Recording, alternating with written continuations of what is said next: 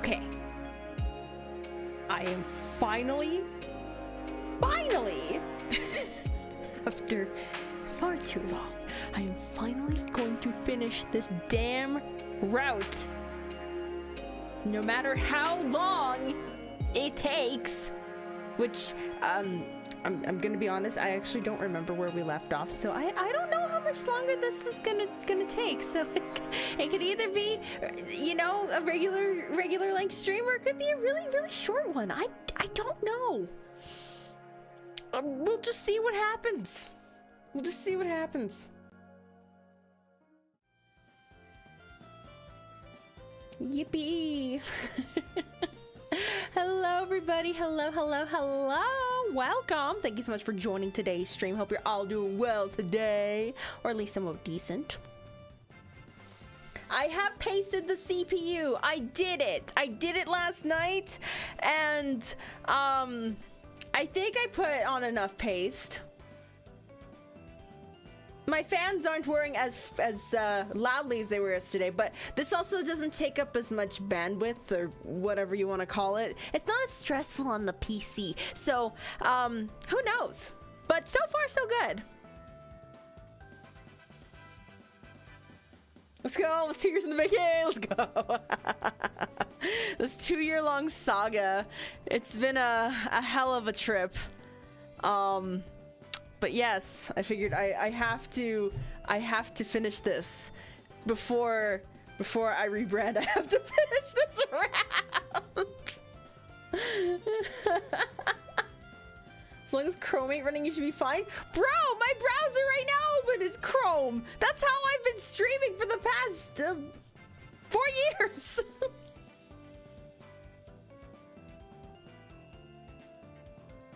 Damn. I don't know what to tell you, man.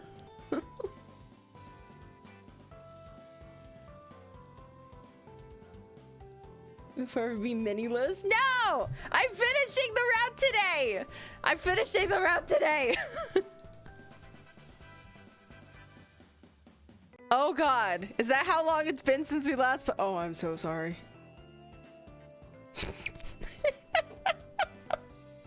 What did we even do last time?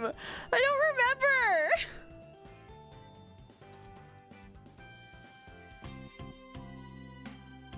Let me read my diary. What's happening? Today is March 30th.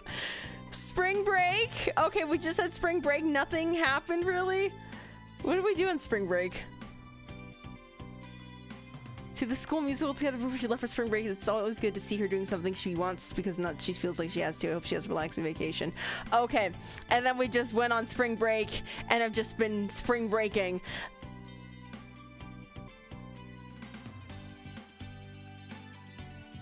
Okay. And then it looks like we told Minnie the truth about us. And then she told the truth about her. And then we're like, okay, yeah, we're both a little bit of secret keepers here, but that's okay. We understand each other. My fit matches the school a little, really. You know what I was thinking about the other day, or not the other day, like literally earlier today? Remember when I started playing Reverse 1999 and I put the art that I had Zevi commission of 2.0 stories, well, which was actually just Always Tide. I'm like, what's the name of the song? It was just Always Tide stories at the time. I had her commission a couple of artworks for it, and I put one of them as the as the PNG on top of the thumbnail. I was thinking, I'm like, you know what? I also dressed up a little bit with like assets for that one, but like, I think if I had like a not as bright color palette, I think I would match really well to the to the characters, you know? If I was like a little more like not as bright with my colors, you know? Fishing ground, we don't remember anything. Woo! We lost in this Wendy's tonight. Hell yeah! But this is why we have a diary, so we can like recall whatever the hell just happened. Oh my god. Oh yeah, we're in the nature club. We're in like every club. How do we manage that?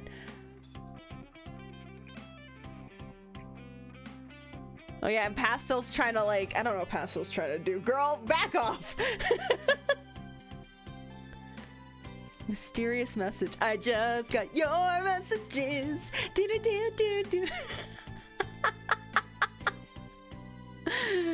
Oh my god. Mystic Messengers. Anybody remember that game? Does anybody remember that game at all? Oh man, what a time in our lives.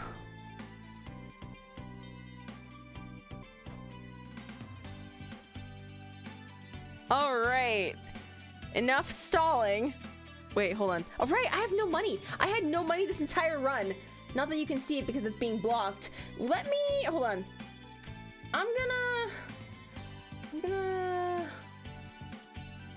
yeah, I tried to space this out as best I could, but like, okay, yeah. You're not gonna be able to see it anyways, but that's as good as I can get it without it being too tiny. But yeah. Look at all the zero money that I have. Not that you're able to see it, but I have zero money. So anyways, let's actually, what do we have? Just a uniform? We can't change anything. Oh yeah, the legacy one. It's a little octopus. Okay, let's continue on. What do we have? March 31st, dorm room. First thing on Monday morning, I get up to go to the library. You know what? I feel like I'm a little too overdressed. I'm gonna be perfectly honest. So maybe... I think it's the hat. Yeah, the hat. Although for some reason, I don't know why, I look bald without the hat. Is that just me?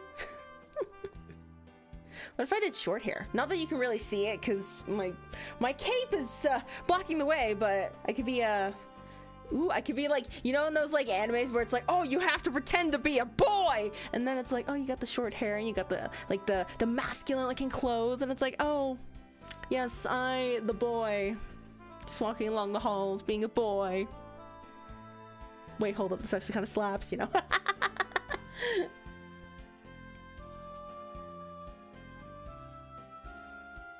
Alright, there's no sign of Miss Darden when I arrive. Am I too early? We had arranged for me to pick up the next set of books for our discussion club after break, but she might not have expected me to show up before classes. I'm not really sure I've looked in at the library desk without her behind it. I'd never noticed that crystal dish full of paper clips before. Or that bell. There's a bell. What a bell. Oh, bells are cool. Bells and whistles. Whoop whoop. You either look like the Sun Guide secretary or the Kun Mage party member. If I donned a more serious, like no nonsense kind of personality, I could be the Madame O'Dial of someone's like someone's party, you know? You know?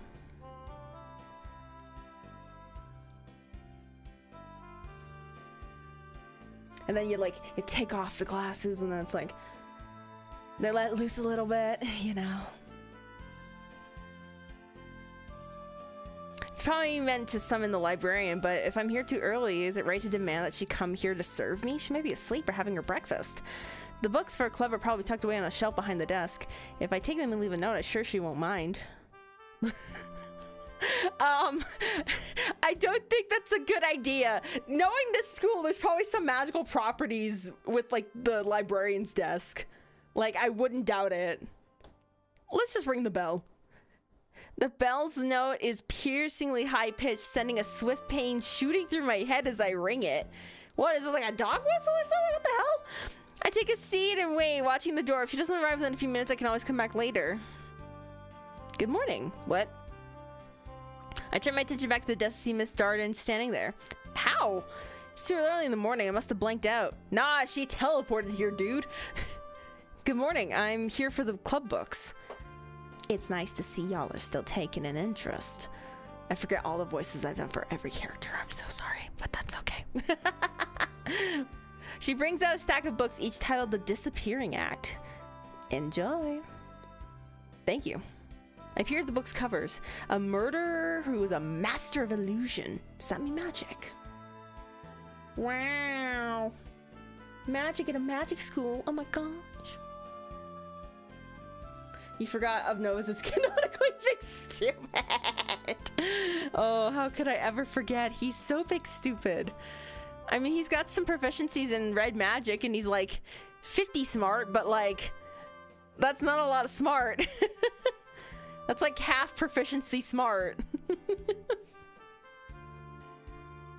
Well, I've got a week to read it before then. I need to set my schedule for the week.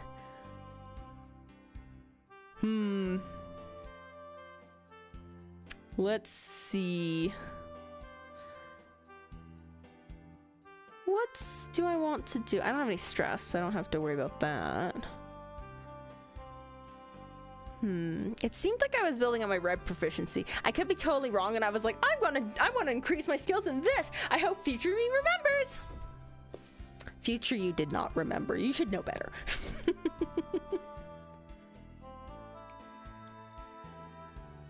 It's at the middle of the bell curve. Right smack dab in the middle of the bell curve.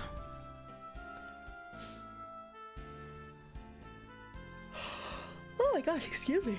You can go check if you want. You know what? Sure, why the hell not? Let's have Billman Jones check what I was planning to do back in the days.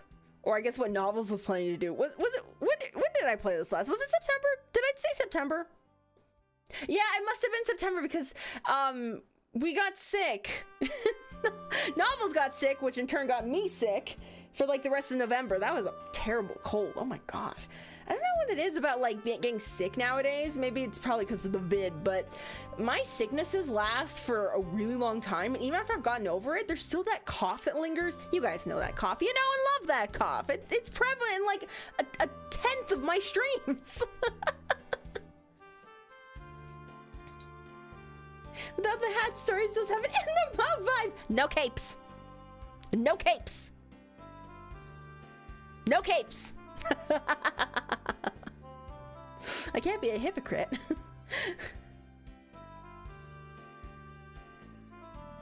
Wait, it was April?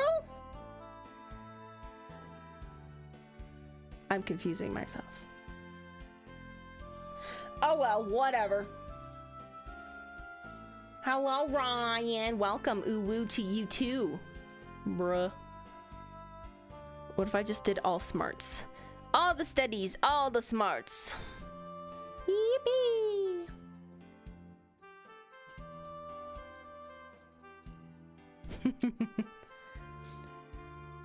Did I mayhaps private one of the streams? Did I? I don't think I did. I know, I think I privated one where like it didn't work. I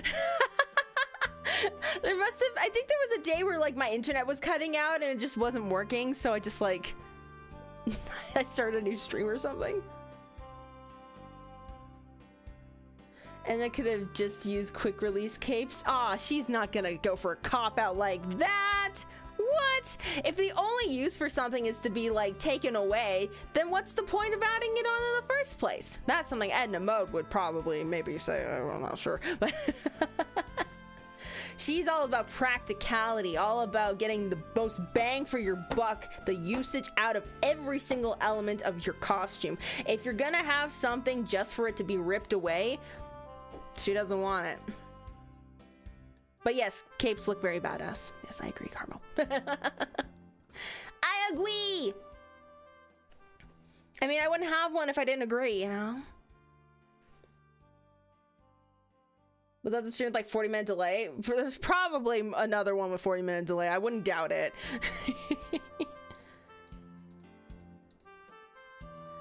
I do want to get some studying in, so...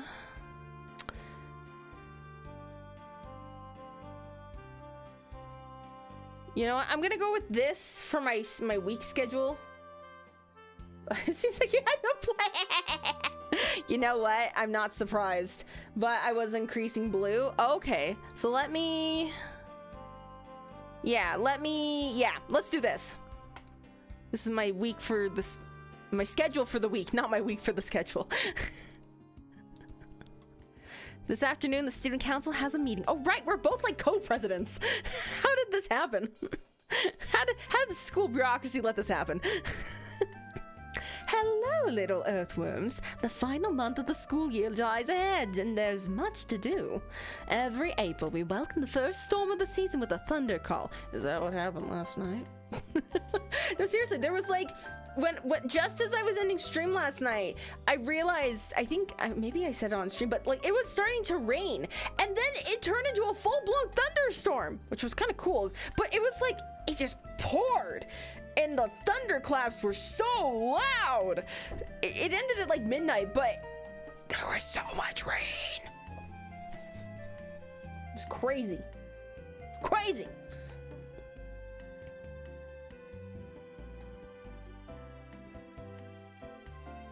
A schedule for the week.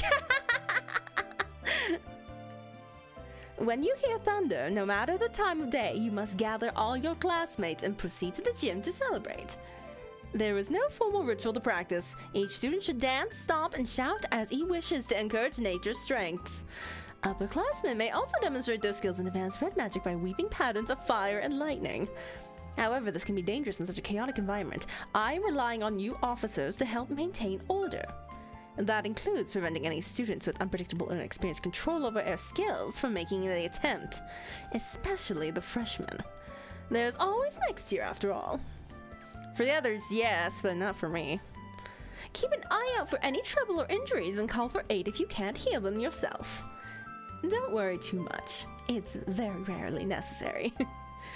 It's probably for the best that she warns us about safety issues, even if they're unlikely. Always best to be prepared and not need it than be unprepared and to be caught in a bind.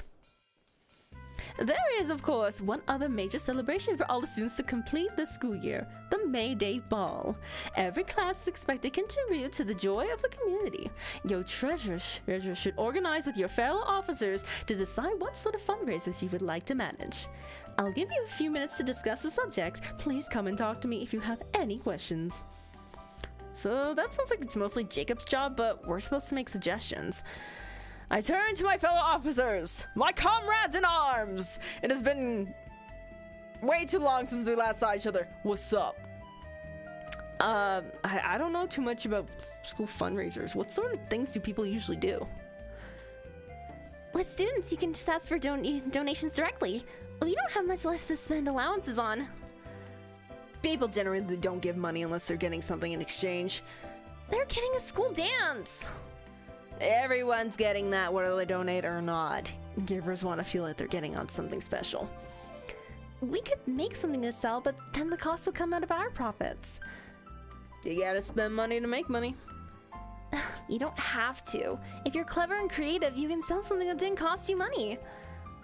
I don't think people want to pay you to tutor them. I'm not the treasurer anyway. That's your job, bitch. I could sell lessons in dance or etiquette, but only when I have the time and only to other students. If we want a successful fundraiser, we're better off targeting either the public or the parents. They have deeper pockets than the students who can only scrape about $5 a week. That's certainly true. I don't have any money. When you say the public, do you mean the locals without magic? Why would they donate to a dance they can't attend? If they're romantics with fond memories of their own high school proms, why not? Anyway, I don't think a straight donation's the way to go. Selling items with a feel-good donation markup is better. I think Noodles is right. Parents have more emotional involvement, so they'll be more likely to give. On the other hand, there's only so many parents, and it's easier to reach the public. Is it? We'd have to arrange permission from one another booth. Parents we can just write to. Well, you're the treasurer, so it's your decision. I think parents are the way to go. I'm just not sure what to sell them. At my old school, they always sold wrapping paper, but people were usually sick of buying it. Parents won't buy extra photographs of their children, but we aren't allowed cameras here. Well, parents usually want to hear more from their children, right? We could offer to make everyone send special cards to their parents if they donate. And that shouldn't cost us much for supplies either. That's a good idea! Is it really fair to make promises on behalf of other people? What if someone doesn't want to write a card? I'll do what the student council tells them to. we have a few weeks. You have the time to get students' permission before you write to their parents. All right, I think that's the plan. We discussed, we elaborated, we deliberated, and we came up with a solution.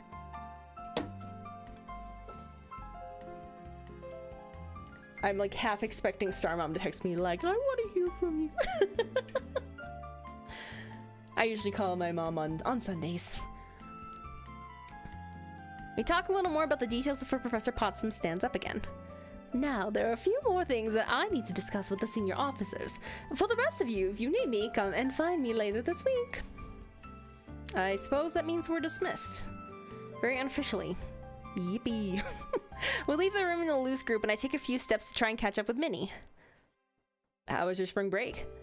It was good, but too short. I can't talk right now. This meeting already soaked up my free time for the day. I'll catch you later, alright? I thought you promised not to overwork yourself anymore. But it's finals! Right. Right, silly me. I forgot. We actually have to study for our academics. I totally slipped my mind. I'll talk to you later. She plays a swift kiss on my cheek and darts away. Aww.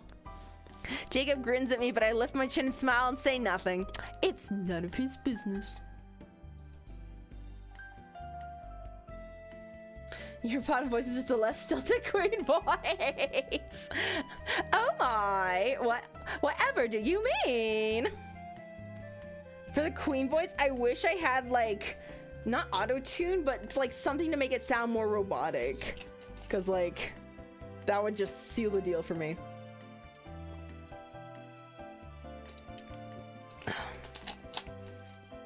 It may take extra effort on my part to be sure she sleeps this month.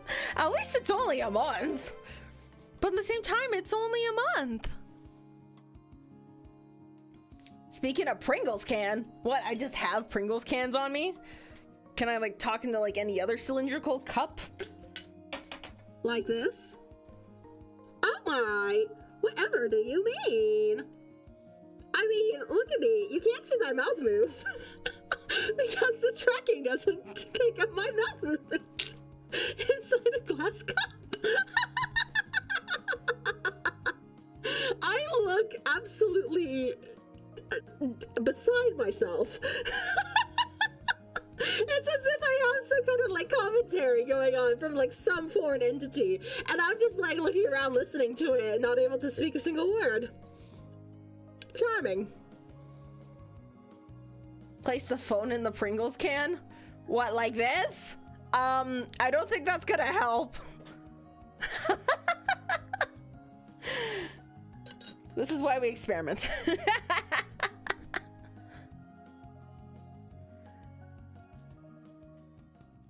Oh, Professor Grabner's talent telling us about change, the inevitability of change. What voice did I give you? Did I make him British? Is he British? Yeah, he's British, right? I'm gonna give him a British accent. Change is inevitable. All that you see, all that you know can be changed. That is the power of blue magic. One of its most practical uses is to change a location. I do not mean altering the nature of a location, I refer to altering the location of a target. You would call this teleportation, to move things or people from one place to another. Imagine that a catwamp has a what the fuck is a catwamp? Has leapt at you from the darkness, its fangs bared. Imagine a tree falling in your direction. Simply teleport them away and the threat is gone. You are safe. Of course, the living creature may decide to return on its own power, making the solution only temporary. Also, you should face a pack of wolves. Should you face a pack of wolves, teleporting them one at a time may be too slow to save you. You must also have a destination in mind in order to perform this relocation. You must banish your target to a known location and one with room to receive the arrival, or your spell may rebound. Imagine that you're like, I'm thinking of an empty room, but then they end up like filling up that room while you weren't aware, and all of a sudden, just like this enemy just bounces back. You're like, ah! That would be very unwelcome. Moving yourself is a slightly more complicated matter, and one we'll be covering in a later class. Teleport other! I learned a new spell! Yippee! I see someone leaning against the wall near my room. It's Luke. Bruh. We got the opposite, what do you call it? Color scheme for our eyes and hair. Hey Luke, looking for me? I could be. I got a bunch of candy left over from my vacation, so I was offering it to anyone who was interested. He holds up a plastic bag of mixed red and yellow sweets. They look like glossy gel capsules. Oh, like Mike and Ike's. Oh, jelly beans. Kinda similar. Want a jelly bean? A red one, please! I would like a red one, thank you. He shakes a little bean into my palm and I pop into my mouth. Instead of sugar, my tongue encounters something salted and savory. Meat-flavored candy? What was the yellow one then? I don't think I want to think on that too much. Oh, hello, Akira. Welcome. Thank you so much for joining. I know it's the novels game. I'm finishing it at all costs. Bean boozled. Oh my gosh, the liver and onions. Bleh. Bleh. I still remember that. It was awful. So bloody. How did they make blood taste realistic in a freaking jelly bean? That's pretty good. You liked it? Was I not supposed to? It was supposed to be an April Fool's. Isn't fools plural? An April Fool's Day surprise. A joke. It's an American tradition. If you say so. You and your American ways. Look at Donald always playing pranks. They might just make up a prank holiday.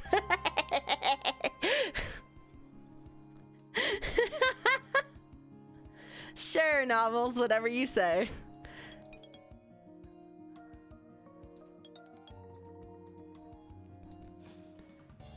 Hi, Novels. A hand slips around around my arm, and I turn to see Minnie by my side. Have you been taking those potions again? Does coffee count as a potion? Yes. I need the fuel, and it's easier for me to keep moving if I stay excited about everything. I am sleeping at night, really. But right now is really important, you know? This is the time where people who haven't thought about it all year suddenly start to care. Finals! Finals! I have to succeed! Someone help me! And so that's my cue to step in and save the day. It's the professor's job to teach and the students' job to learn. It shouldn't be all on you. I told you, I need people to rely on me. She follows me into my room. It's my chance to make myself indispensable. What? Sorry. Long English words confuse me. What the fuck did you just say? It means absolutely necessary. Someone that they can't do without. I need people to trust me so that they'll follow when I lead. Because she wants to be elected into a political position where she can push for changes in the law. You've got your whole life to change the world. You don't have to burn yourself out as fast as possible. But I do, because every year the things don't change. Bad things happen to wild seeds. You mean getting expelled and losing their magic? That's part of it. Every year we lose people from our community, we lose them forever. No second chances. But sometimes it's worse than that. What do you mean? There was a student here last year, or so that I heard of. I think she was a snake. Her name was Musette. She was a wild seed and she had a problem. Her heart was bad and it needed a machine to keep it beating. There are machines for hearts? Damn, it was that bad. Minnie nods. I'm not a doctor, so I don't know the details, but they put a machine inside you and check it regularly. Oh, is it a pacemaker? Girlie had a pacemaker? And that was a problem for a girl going away to a magic school where electronics aren't allowed. Oh. Oh shit. So they didn't let her attend? She made her choice to be a witch, so the experts were careful spells to fix her machine and keep it running, which meant she knew for a fact that magic and electronic devices could be made to work together, and so she decided to experiment. Oh, and that of course was forbidden. Maybe she thought that her special circumstances would make a difference and the professors would understand. She was wrong. She was caught, her memory and her magic were wiped away, and she was cast out. No exceptions. And then all those expert wizards who had kept her heart machine running simply forgot about her.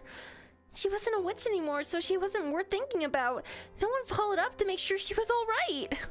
Yusette's heart failed, not from malice, but from sheer carelessness. I'm sorry. I shouldn't yell. It's not your fault. It's not most people's fault. It's just a thing that happened. My mother told me. She heard a rumor about Musette's school treatment and was curious to find out what had happened to her. But she was too late. Wait, she like died? They couldn't resuscitate. Oh shit. And you said died? Minnie nods. Every year that goes by, every year that we can't protect them, these things happen. And I'm the only one who can do anything about it. My whole life, I've been waiting until I could make a difference. That's a lot of pressure. I have some similar feelings. I've been raised since birth knowing that I would have to take on the mantle someday.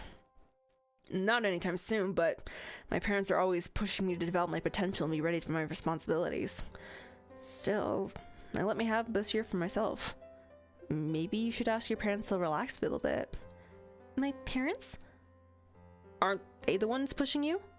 Of course not! No one is making me do anything. This is all my decision. I'm sorry. I just thought, since your mother was the activist. She's not allowed to have any schemes. They made her promise. Right. I don't know what vows Madame Cochran? I can't remember how to say anyone's names. Madame Cochran swore, but she clearly found a way to pass on some of her ideas to her daughter regardless. I want her to be proud of me. I want to change the world the way she couldn't. That's why I have to do it on my own. And I can't make any mistakes. I sigh. I think you probably should talk to your mother. What for? She might have some useful advice. You work yourself too hard. You need support. Don't you think she'd be proud of you already for all that you've done? But I haven't done anything yet. Of course you have. You started a study club, you made yourself president, and negotiated a co-presidency with me. I don't know how that happened. You've done a lot of things. Most importantly, you've learned how to work with others. Like me. Right. If you want to change the world, you need allies. You need support. You shouldn't be trying to do all this alone. Someday, I will inherit the responsibility for my homeland. I'm the only one who can. But I'm going to have friends and advisors and contacts to lean on. Help others, but let others help you. It's too dangerous. I can't trust anyone. You can trust me. You can trust Jacob. And surely you can trust your family. It's a start. You sound like you think it's easy. No, I sound like you're good at doing the things that are hard. She smiles. What would I do without you?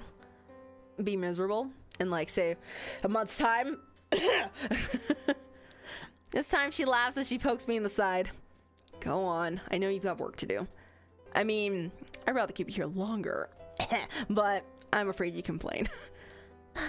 What would you do if I stayed? Try to kiss you long enough to make you late for your next appointment. Oh. She looks at me, looks to the bed and blushes. Girly, whoa! She wants to put a rain check on her. You know what? Get it, girl! Get it! Maybe another day. Oh, really? Napples! I have to go. She darts away giggling. That girl. Aw, so cute.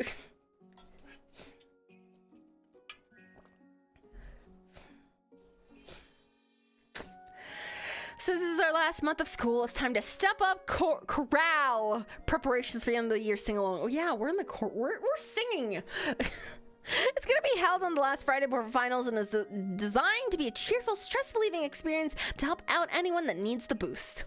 The crowd will perform a few songs first to warm up the crowd before we invite them to join in, but it won't be a formal concert in the way the holiday performance was. After that, everyone will be invited to sing with us. We'll stick to popular songs and pass out sheet music to make it as easy as possible to take part. Of course, we're still practicing the songs ourselves ahead of time so that we can carry the music even if the newcomers falter. Right? Ooh, excuse me.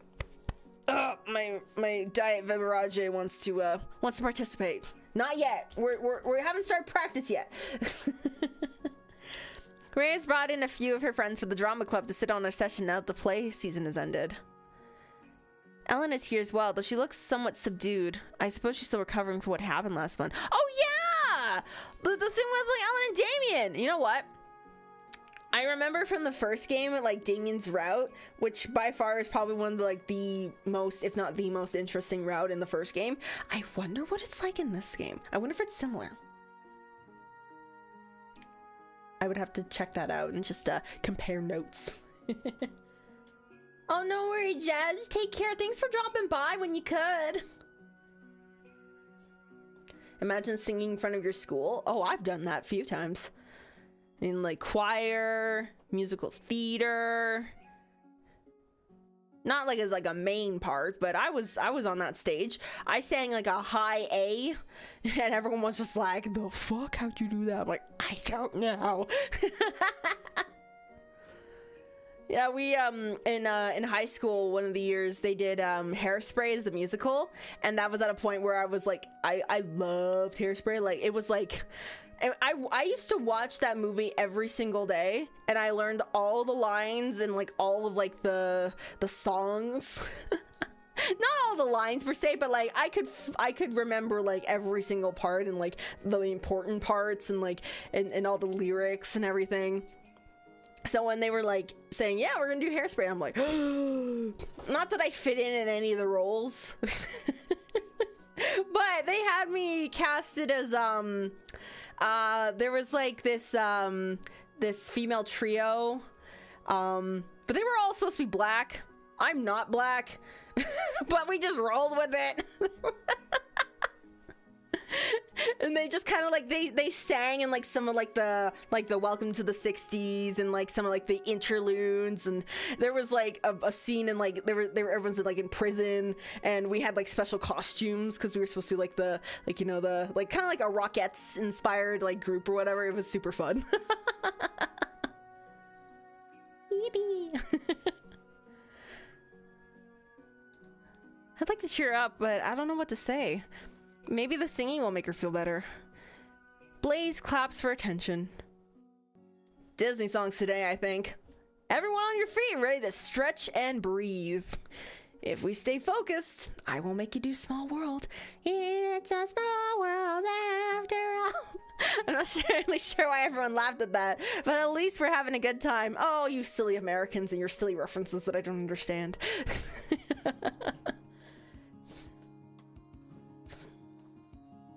Sorry's tipping hat. Ah, shit, no, I dropped my hat.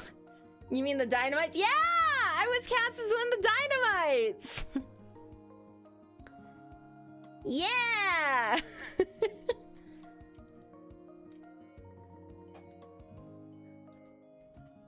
Did we all have our notebooks out? I'd like you to look back to earlier in the year. If you recall, when we studied the spell of triggering, I warned you of a possible risk. Do you remember? Pastel? If there's a trap, then triggering it could be dangerous. I'm glad you were paying attention. The trigger spell only sets off charms that are very close to the caster. If you are close enough to trigger a fire trap, you will most likely singe your eyebrows, and maybe a few other things. Now, if you have been studying your blue magic, you should be familiar with magic that alters your location. When we combine this blue magic aspect with the trigger spell, we have evocation at a distance. The televoke spell will trigger charms in a chosen known location, while you stand at a safe distance. Of course, if you are far away enough to avoid negative effects, you may also miss out on positive ones. Still, better to test safely first. Wow, I got like a dual magic type spell. Fuck yeah. Yippee.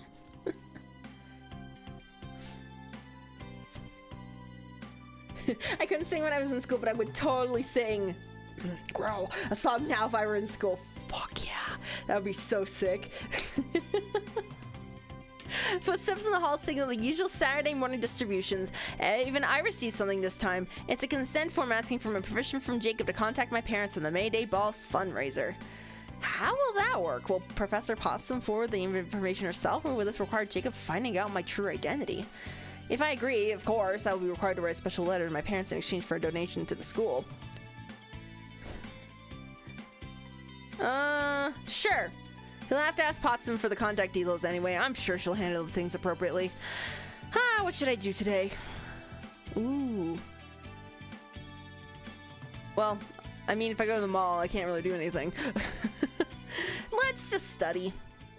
Minnie Cochran is assisting students in the school library.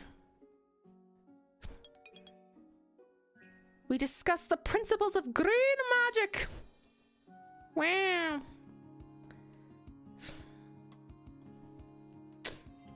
What if it was like a kitty trap and it spawned a kitty I could pet?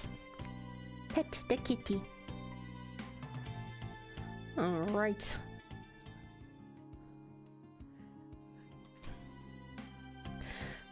And classes. Let's see.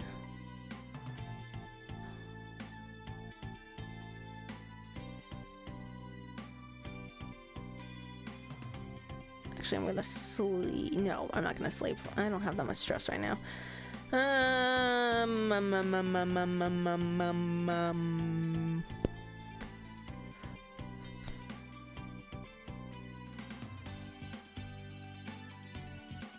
Actually, no, yeah. I always let green magic go fall to the wayside. Professor Potsdam stands in front of her desk. Settle in, my doves. I must pop out for a moment. I'll be back before you know it. And if you hear a little tapping at the door, do open up. The sound of the bells slowly fades as she exits. Students look at each other puzzled. What should we do now? And then I feel a curious tickling inside my mind. A communication spell? Now, hold on. Now, are you sitting comfortably? Good. You have learned in your blue magic classes that some spells can be targeted at a distance if you know where the target is. And I knew you'd sit still like perfect little pumpkins, wouldn't you? With far speech, you can communicate with the target in another location, if that location is known to you. But if your friends have rolled away down a hill, your words will go nowhere. Wow! Amazing! Green magic is for squares! All the other magic types, like, they're just a lot more convenient to use. Like, I'm trying to think of, like, it'd be interesting to try an entire route where you're just proficient in green magic and try to figure out how you can beat some of the dungeons with only green magic. Maybe I'd try that. Blue is for triangles.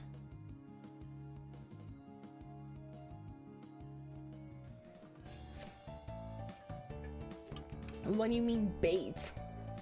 Billman, why speak in riddles? Hey, Novels! Luke waves at me. Logan's having the last bingo game of the year. Big prizes. You want to come? It's $5 a card. Sorry. No money. Ah, too bad. He waves and goes on his way. Yes, this entire year I couldn't gamble on bingo. Black is for rhombus? Rhombus. I don't know if I've ever thought about what color rhombus would be. Also, I feel like green is triangles. And orange is square. Red is circle. Blue is a pentagon. Or is a hexagon an orange? I don't know. I gotta think about this. I gotta think more in depth about this. I can't just be saying the first color that comes up. Novels, I can't believe you do that to our lives. Oh, wait, wrong Novels. Sorry, force of habit. Today's Literature Club meets to discuss the Disappearing Act. It's so interesting how this book is all about magic, but not about magic at all. as far as we know. What do you mean? Well, the murderer is a stage magician. His illusions aren't like blue magic. He can't alter objects, so he distracts your attention while he changes them behind the scenes. The audience can't see what he's really doing, so they accept the explanation that it is magic. But doesn't that work the other way as well? If you distract someone, you convince them that what they're seeing isn't magic. It's only a coincidence. Saves a lot of trouble and cleanup. What does this book being popular tell us about modern society?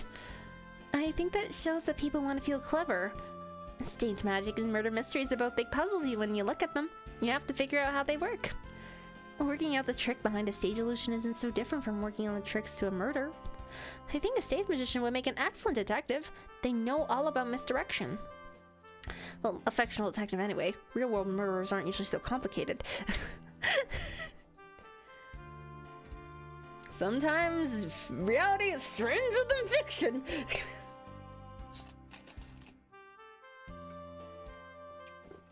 Proving an actual status is so funny. Specific dialogue only comes up when you are broke.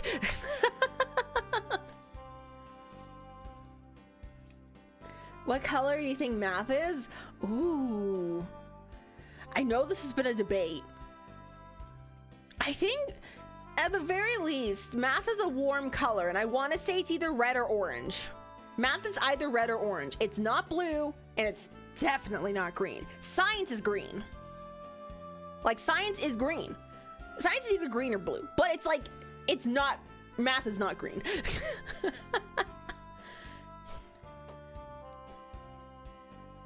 What? What do you, no! Math is not blue! No, English is blue. English is blue. No, wait. No, yes, English is blue.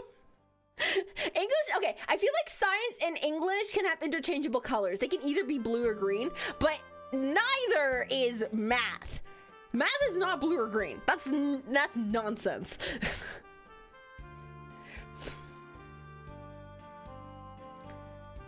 English is yellow? Where are you getting yellow from?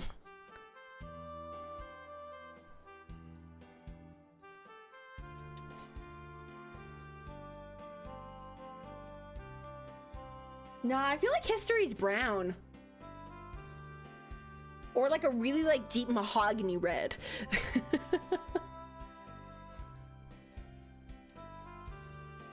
Math is blue, science is purple. Purple. No, music is purple. Music class is purple. I'm trying to think, was anything yellow for me?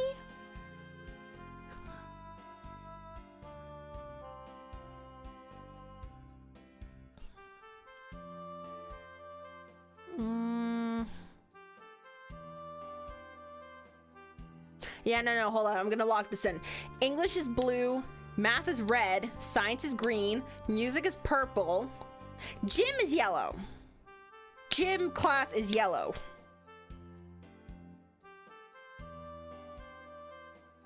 I forget every other subject I've taken in school.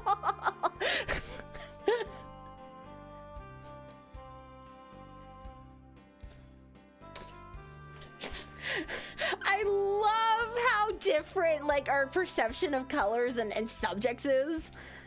It's awesome. Gray English. You know what? In a way I can see that, but also you're kind of wrong. Chatted for a while about how stage magic affects the low world perception, the low world of magic and unexplained happenings. When we're done, we return our copies to Miss Darden and wait for our final book club discussion subject. Now this next book, it's something special. It's just flying up the charts. I was lucky to get these copies. I see a change coming. There'll be more like this in the future. She hands me a book, The Southcott Prophecies. Prophecies? Is that why she's talking about the future? I turned the book over and mentioned something about the Catholic Church and an international conspiracy. Could be interesting. Ooh.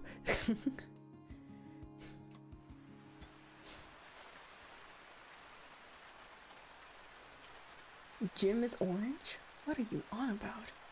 I just said Jim was yellow, but no. No, Jim is not orange. What are you talking about?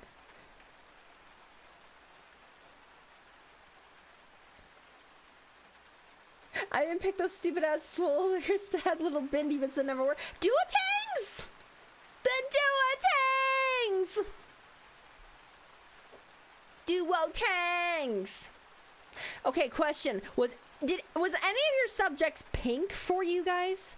Did pink ever come up as a color for your subjects? Sorry, I'm just listening to the lack of a fan in the background, and I'm like, wow. I really needed to replace that thermal paste. I waken in the night to the sound of rain driving itself against the walls and windows. Just a storm, nothing important, back to sleep. Thunder. The thunder dance! I hurry to pull my clothes together and get moving. Out in the halls, I begin knocking on doors. I can see William further down, already on his way out. What's going on? Come to the gym, it's time for a ritual. What? I leave him to finish waking up and move on to rouse more freshmen. In celebration of the birth of spring, the growth of new life, and the rain that feeds it all, Iris Academy celebrates the first storm of April with a thunder call. It is a dance. It is a ritual. It is exuberant chaos in flesh. Participants stomp and shout and gyrate, their hands waving, while elsewhere drums beat out ecstatic rhythms, no two in time with each other. The noise is incredible. It's a bit overwhelming, especially since I was in the middle of a night's sleep less than an hour ago. I suspect the whole affair may be too much for some students. After a while, the younger students are herded to the safety of the walls to make room for the seniors to show off their skills. They call down fire and lightning from above, wrapping and spinning it around themselves to become the embodiment of the storm. And there's William! William takes the lead, keeping multiple streams of fire whipping dangerously around his limbs. Even the other seniors stop to watch. My vision is caught and dragged along by the play of lights, and even when I close my eyes, I can still see them dancing. The leaping and howling continues until we are all near collapse from exhaustion and can finally go back to bed. But after so much excitement, sleep flees my grasp.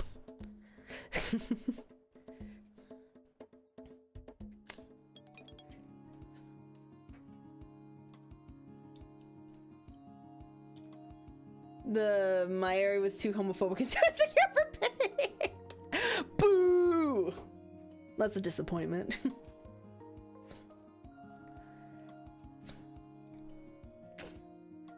Religion? Oh, interesting. I've never taken a religion class before. I know one of the high schools near me was it was a Catholic.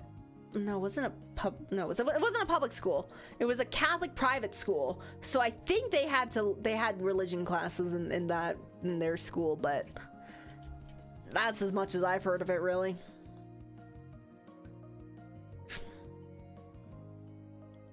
I went to church when I was younger. Does that count? Only for the Sunday school. I never got to the point where I was like, okay, let's actually sit in the boring adult sermons. Did we talk about this already? I feel like we talked about this.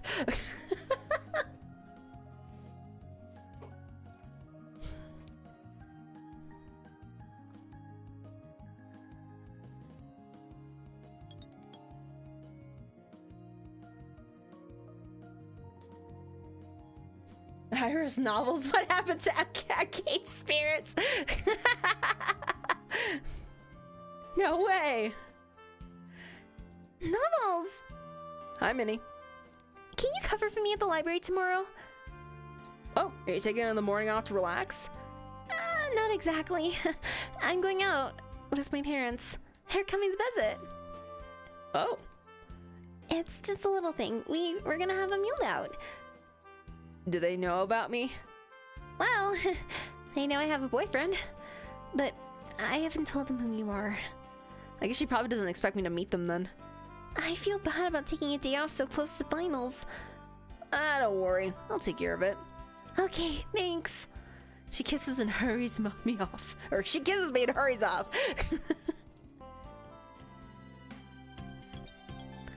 Wow! I got money finally! Finally, I must have finally paid off that advance that possibly gave me early in the year.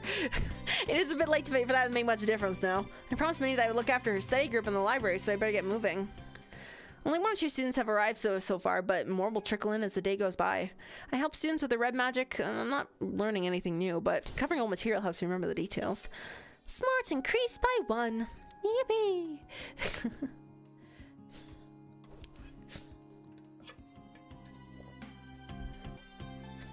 Religious studies was going to be my major, but money was not on my side, and another life I would be studied in this. Oh! Interesting! Studying religion. Huh. I feel like that'd be fascinating. Like, not to, like, delve into any, like, you know, what do you call it? Like, profoundness of anything, but I guess it depends on like what religion you be, or I guess maybe it's like the entirety of religion, and just kind of learning about like the beliefs and the stories and how like those kind of help shape the cultures that practice them. I don't know, it'd be kind of fascinating, I think.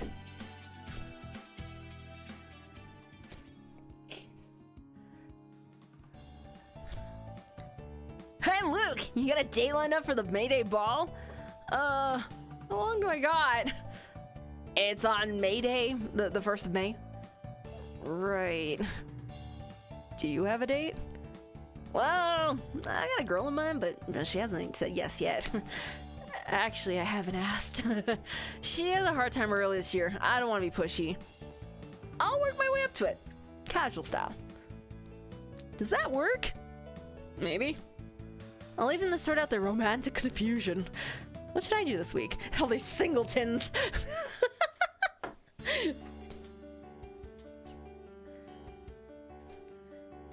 I started working fresh out of high school and apprenticed in carpentry. Oh, okay. Interesting. Element of construction, what is thy wisdom?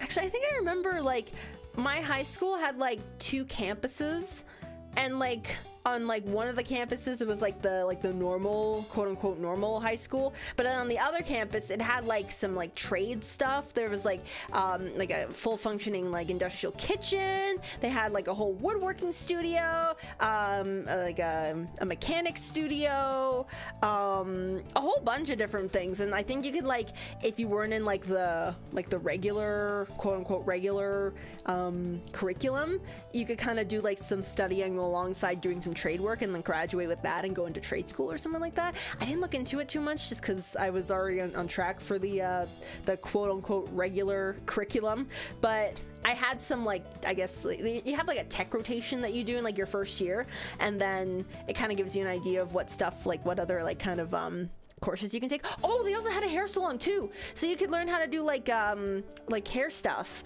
which was really cool. I didn't do any of that because I didn't have a skill for it, and I never took that class. I never had that rotation.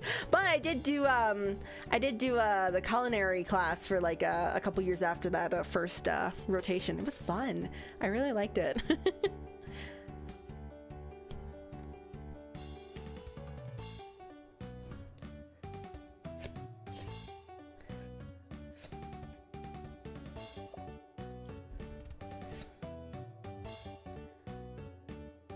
Applied physics and automotive mechanics. Ooh, very cool, very cool. Yeah, there's all sorts of paths to get where you want to go in life, or to get somewhere in life anyways. It is not always the straight and narrow. Or something like that, I don't know. Like, Star Siblings and I definitely didn't have like a completely like, you know, quote unquote normal schooling for at least for our secondary schooling, or not secondary, but like post-secondary. Like older Starbro graduated the same time I did. He had took an extra year for health reasons and stuff. I transferred schools halfway through my year, and well, I won't tell younger Starbro's story, but he's had a go at it. But it's yeah. You plan out something for your future, and then life happens and things don't go how you want them to, and there's mental health and physical health and world crises, and things just take turns when you least expect them, but that doesn't mean that your life is derailed. There's always other options. You can always try again, or you can try something else. You can be a VTuber who decides to go on hiatus 4 years after she debuts. God damn it!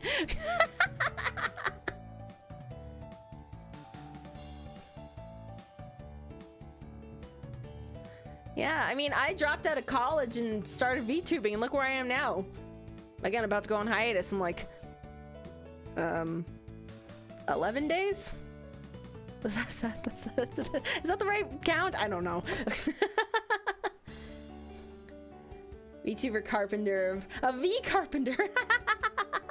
You know what? That would be some pretty funky lore. I've seen like VTubers who are like physical trainers, or like you know, office job, or some kind of like, you know, profession. Like there's like a doctor VTuber that I follow on Twitter. I think it could work. 12? Okay, cool. I can't count. Excellent.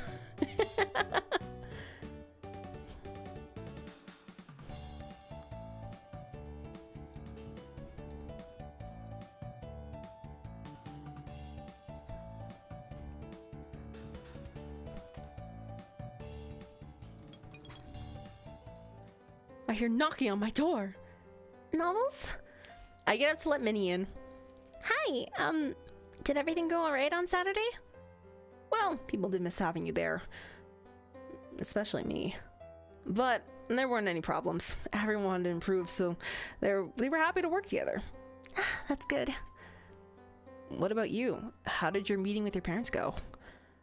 Mom's worried about me. She says I'm trying too hard. Well, of course Minnie's trying too hard. I'm constantly worried that she's gonna make herself sick. Thank goodness her parents are also concerned about her well-being. She says if I push too hard, I'll make everyone suspicious. Suspicious? You know that I'm plotting against the government. I mean, that I want to change things. The powers that don't like that. Alright, so Minnie's mother is paranoid. I suppose she has some reasons to be. I don't think anyone suspects that. Well, I can't be sure about Professor Possum. No one ever knows what she's thinking. And she's very proud of me for what I've accomplished, but that me being good at my job might not make people love me. How is that fair? How is that right? I'm trying to help everyone. I'm trying to be a leader. Giving too much of yourself doesn't always work out the way you'd hope. If you serve others all the time and never ask for anything, people will learn to take advantage of you. That's true. They won't make them respect you. They'll use you, but they won't follow you because you won't inspire them. They might just take you for granted, expecting you to always be there to do the dirty work, but never grateful for it. What am I supposed to do?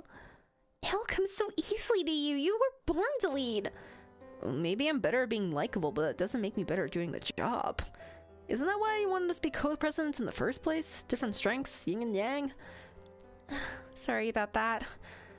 You weren't exactly wrong. I need to learn from you to be more than just a figurehead, to actually do something with my position.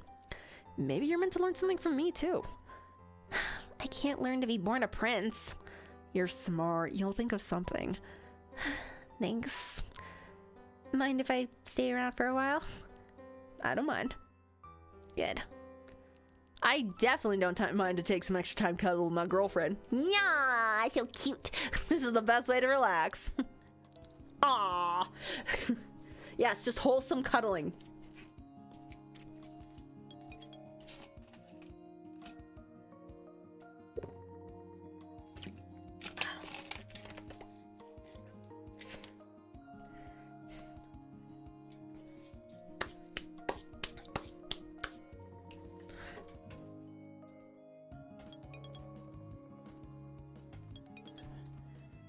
Ah yes, British Professor Grabner.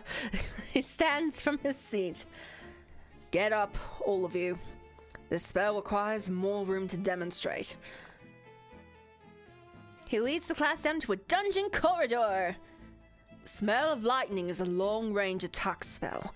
It will transmit force in a chosen direction in a straight line from you for wherever the nearest solid target may be. Observe. Yee! That's what was happening last night. He waves a hand and a flash of light snaps his way into the darkness while the air growls and trembles in its wake. The greatest strength of this spell is it is also the greatest weakness. It can strike farther away than you can see. This allows you to attack the dangerous creature at a safe distance and prevent retaliation. Your target may not even know you're there. However, if there's movement beyond your sight, you may also inflict damage on an unexpected target. Most commonly, the creature you have detected may move in a side passage, and your lightning will only find a wall. But if a friendly target wanders into your line of fire, there can be consequences. Consider your environment carefully before flinging force around. Wow! Lightning! Observe! Yippee! Oh yay! I have money! You know what? I want to go to the mall. First time I can actually buy something. I don't think I can buy much, but let's go to the magic shop. This branch of the mall looks like a dead end. There's only one shop front and it's blacked out with a coming soon sign on the door. But as I get closer, the illusion fades away to reveal a second door marked with a star and a sign. Marvelous magical accoutrements? Inside the walls are lined with shells of enchanted objects, or so it seems. I've seen enough relics to know that the skulls on display is not real bone. Can't think of anyone with a tanned fake skull. The proprietor, seeing my uniform, waves me over to the displays intended for Iris Academy students. There are 2 seats, one for practical enchantments that aid with schoolwork, or 2 sets, one for practical enchantments that aid with schoolwork and one for long-lasting glamours to enhance appearance. Let's see.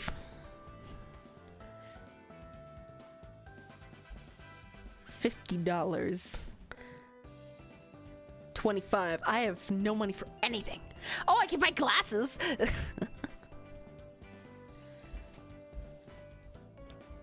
Sure. I purchased glasses with all my money. Ooh. Some people think they look cool, others use them to hide behind. Pointed ears. Feathered wings. Bat wings. Fairy wings. Just this, nothing solid at all, just a sparkly illusion. Damn. I finished my shopping and joined my fellow students to return to Iris Academy. My parents have sent a donation for the May Day ball, which means I'm now obligated to send a special thank you letter to my parents. Jacob has somehow produced cards with pictures of Iris Academy campus on them. A craft project with Professor Possum, I suppose. I do send my parents regular reports of events that happen here, but they're usually short and to the point. I suppose I can write a bit more about my feelings. How I'm grateful for my parents sending me here and supporting me, how I've enjoyed my freedom, how I miss my home, and what I'm afraid it'll be like once I am home to be missing everything I found here. And everyone. I'll tell them that I'm looking forward to the ball and how thankful everyone is for their sponsorship. That should be enough. Alright, let's put on dim glasses. Yeah! Extra smart. I am slightly more smart than the original smart. Yeah, Novels isn't broke anymore! Novels got allowance money! We paid off the advancements that we did at the beginning of the year. Woohoo! Buying glasses in your life savings is so American Healthcare Corp. Novels is becoming a true American.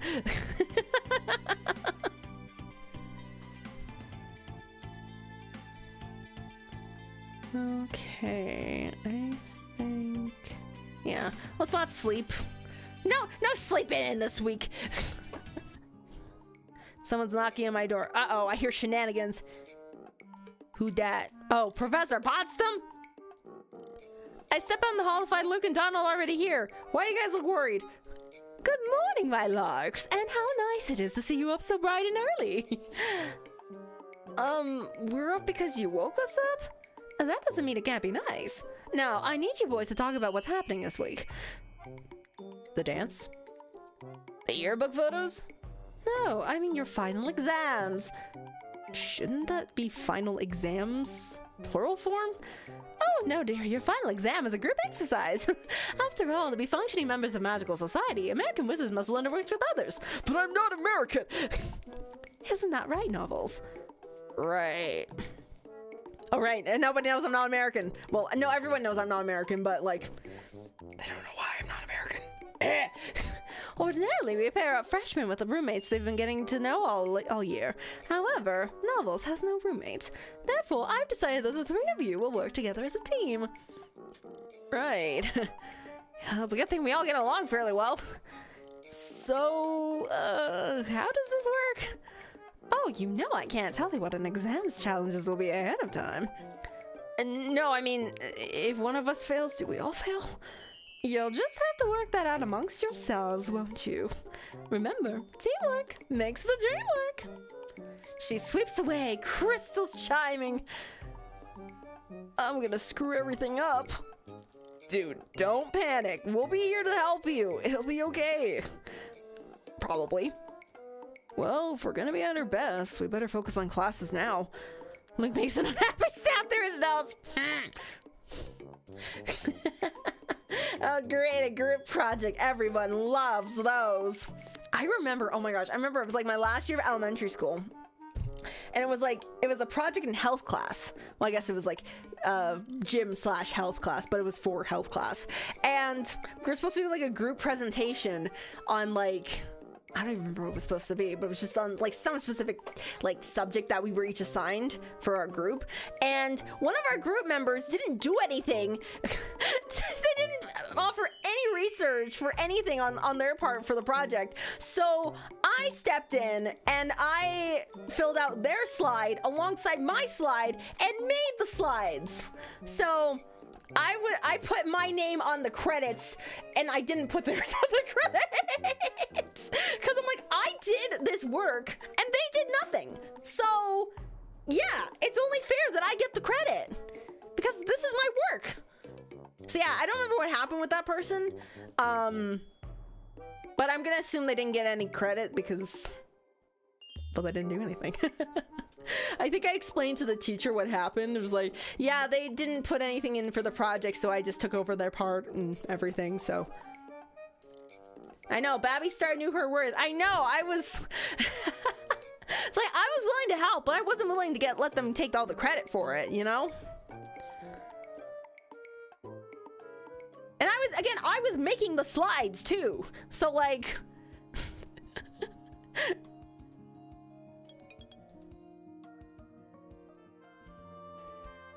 Credit, Storiesofstars, writing, reporting, presentation, everyone else, nothing. Today the Literature Club meets for the final time to discuss the Southcott Prophecies. The story concerns a secret order within the Catholic Church whose job is to prevent the world from finding out that Jesus was only one in a series of prophets destined to be sent by God to guide the world towards a peaceful future. The church fears that new divine messages might make them lose control of the world government, so they hunt these prophets down to silence and control them. However, they don't dare harm God's messengers or destroy their words. Each prophet leaves clues and references that will point to when and where the next prophet will appear and how to recognize them. The Knights Templar studies these references in order to locate the next divine messenger and capture them. At the same time, the true faithful try to bypass Catholic control to pass down the hidden prophecies and save the world by leaving secret messages in hidden tombs, ornate jewelry, and famous works of art. It's a very strange book. It feels a little sacrilegious because it was just Easter this Sunday. Are you Catholic? No, but it's rude to suggest that the church would do all these horrible things. I don't see why, it's just fiction. Well, if this book is as popular as Miss Darden says it is, then it sounds like most of your country doesn't feel the same. That's not true. Even a runaway bestseller still isn't read by most people. But the country is far too big. Even if 1 million people read a book, 100 million more wouldn't. 100 million? I know the United States is large, but my mind can't really process what it means to have so many people. How do they even agree on anything? How can I feel that I'm learning anything about them if every piece of culture is only reaching a tiny fraction of the population? How much am I missing? All of it. While I'm distracted by that, Donald brings us back on topic. The book doesn't make sense. If God knows the future and sends all these prophets, why doesn't he just smash the evil church? Bam! It's probably supposed to be about free will, so the two human organizations have to compete against each other. And you're trying to hide information from a global conspiracy? Why would you put in the most famous art? I'll have Da Vinci put some mysterious code symbols in his painting. Oh my god, the Da Vinci Code! No one will ever wonder what that's about.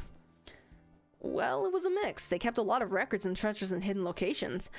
But they left clues and maps to them everywhere. That's just asking for people to come and steal them. Well, that's because the books wanted a treasure hunt story, so they had to be riddles for the protagonist to solve. It is more fun when there are puzzles. Is that what you think is making this book so popular? Well, adventures in reading tombs and finding ancient artifacts do get a lot of attention. I think the conspiracy is also important. I think readers like to imagine that someone or something powerful is controlling the world around them. Why would they want to think that? Why shouldn't they? It's true, even if not in the way if they think it is. There is a secret conspiracy. Wizards. We're not a conspiracy. Aren't we? We're a secret organization with great powers that go back hundreds, thousands of years. We know all kinds of things that they don't, and we can overturn their lives with a thought. We don't, though. Most of us. I think it also matters that it's the Catholic Church being shown as the wicked conspiracy in the book. There was a terrible scandal in this country recently. Priests have been hurting children and the church was covering it up. In a way, they were acting just like an evil conspiracy, using their connections to become untouchable. I think that made the public ready to be angry at them. Even to be angry at them dooming humanity by sending the Knights Templar to steal the prophecies. We talk a bit longer about how the world's events can change the public appetite for fiction.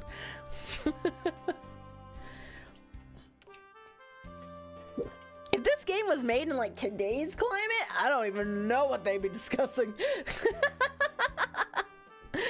Finally, our session ends and we gather up the books to return to Miss Darden. Thank you for your suggestions and support. You are always welcome in the library. I hope you've learned something valuable traveling as you have. I hope so too. Next year, if I have enough time, I think I'd like to continue the literature club. Though, it won't be the same without you. We need to talk about the future soon. What is that gonna entail, man?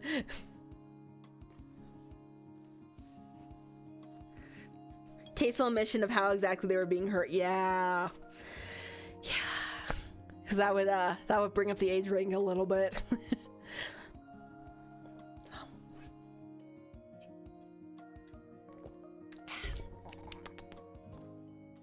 Today you will learn one of the most important skills in all of black magic, and also a spell that you will have very little cause to use once you have mastered it.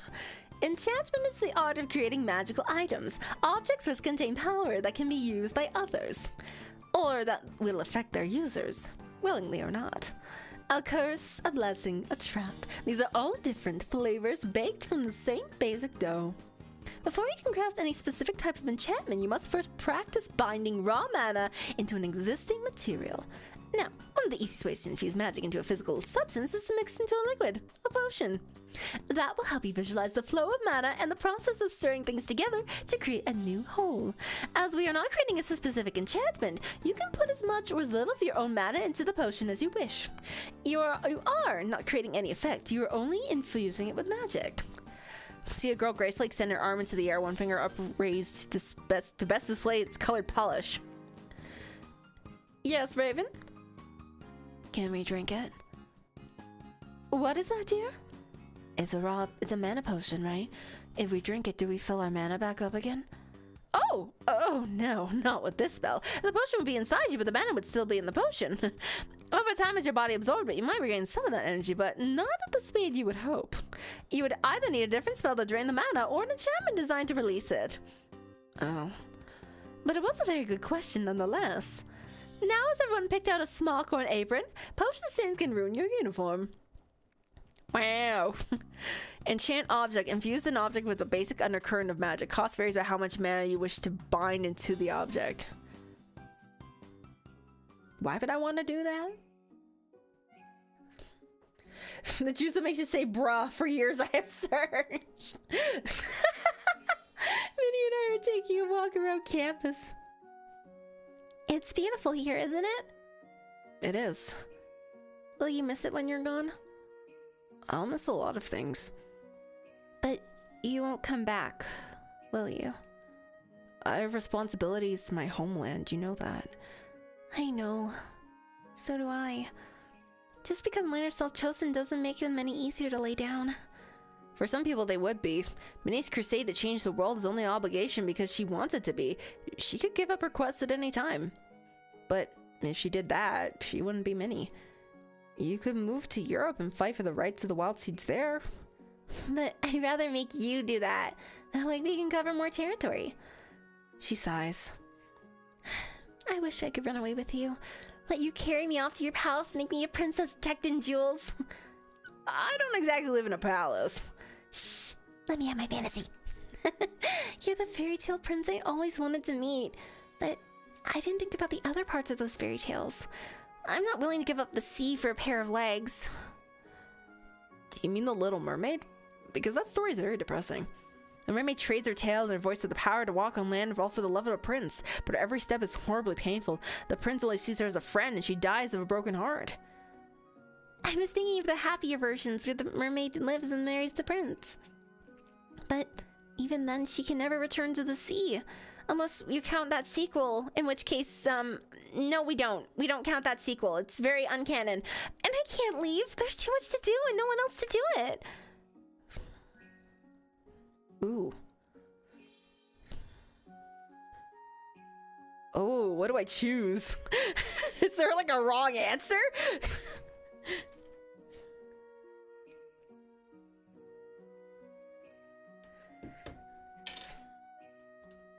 What do I think of Minnie? She's cute. I mean, she's got like a big sense of responsibility.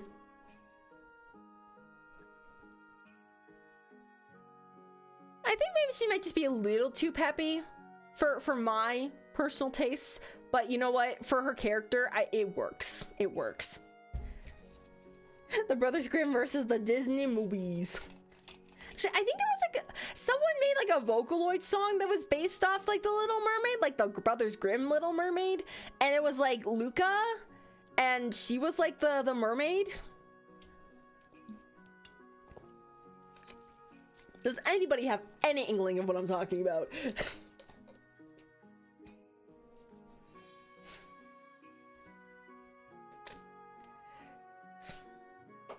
Doesn't mean like, and Goldilocks live with the best forever.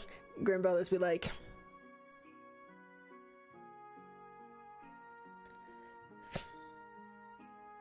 Been seeing a lot of Vocaloid a lot lately. Yeah, it's probably because of Project Sekai, or Colorful Stage as it's translated to in or well, technically it's called Hatsune Miku Colorful Stage instead of Project Sekai Colorful Stage. I don't know why they decided to name it that way. I mean, I guess it still works, but I guess it's more people are familiar with Hatsune Miku than like, what's a Sekai? Even though they explain it literally when you start the game, but anyways. A Miku who can't sing. I saw the movie! Did I tell you guys that? I told you guys that. Yeah, I saw the movie in theaters. It was good. The musical sequences were really, really good.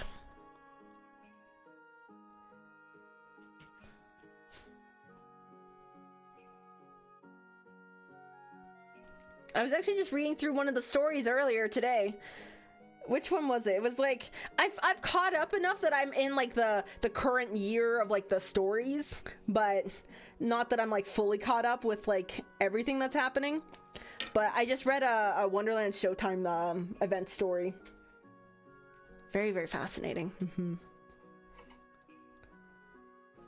That red Vocaloid Teto. I thought you were talking about Mako for a second, but oh, but Teto,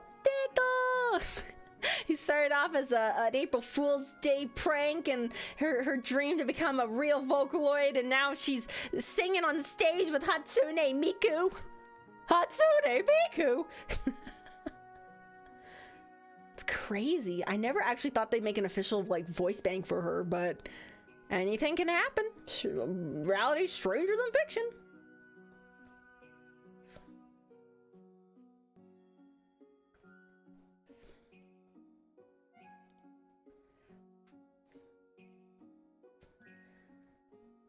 She's part of Triple Baka. And Nadu! Triple Baka, we stand for the anthem.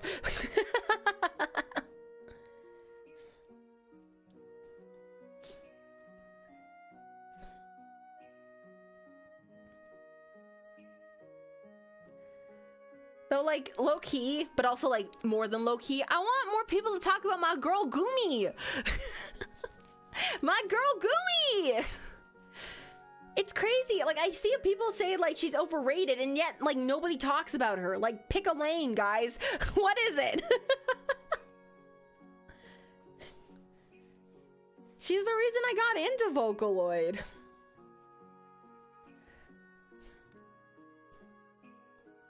Or virtual singers, or vocal synths, or whatever you want to call it. Like, I will be the first to admit, or not the first to admit, I will be one to admit, I was a little sad when Deco Nina put out the reloaded Coward Mont Blanc, and it featured Miku instead of Gumi. I was a little sad. It's still a good song, but then someone made a cover of the reboot with, like, one of the latest Gumi voice bangs, and I was like, bruh, bruh, this is so good.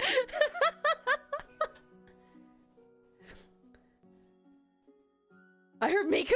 We're talking about Miku?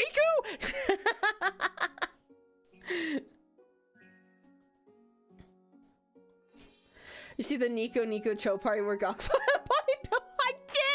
I did. I think I only saw a clip of it, but I saw it. Yep. Absolutely wild.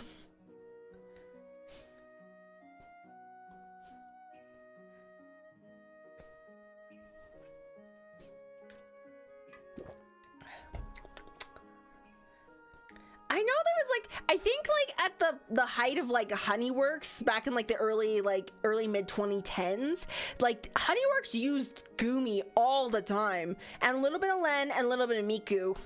And now that they've gone more into, like, the full seiyus, they don't really use her as much, which makes me a little sad. But, like, Gumi was, like, the queen of Honeyworks back in the day.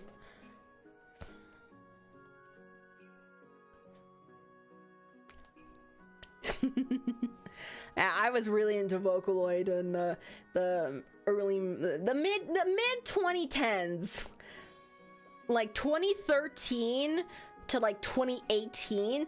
That was like my prime years of being into Vocaloid.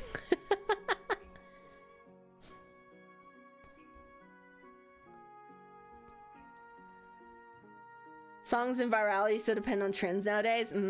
Yeah, I see that. And, like, I'm glad that, like, Project Sekai has, like, kind of, you know, put, like, a spotlight on, like, Vocaloid. But, I don't know, it just feels like, you know, like, Vocaloid in of itself isn't, like, something that's, like, just because of Project Sekai. It's, like, it's its own thing, you know? It's got, like, its own storylines, its own fan base, its own, like, you know, like we know when Mesmerizer came out and everybody was, like, theorizing on, like, the music video and all the secret messages and stuff. Kind of like that. Like, think of that, but, like, times, like, maybe, like, times 100. And split into, like, several more, like, niche kind of groups. Like, so many of that, of, like, those, like, theorizings and, like, fandom group cheerings and everything, that was happening, like, on, like, a weekly basis in those early 2010s, mid 2010 days.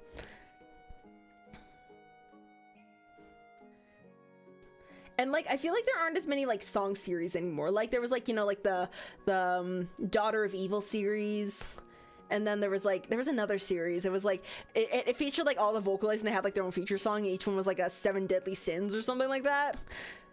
And like, I don't know, it's just, it's like a, you know, like a cool song, bam, and then it never gets like expanded on.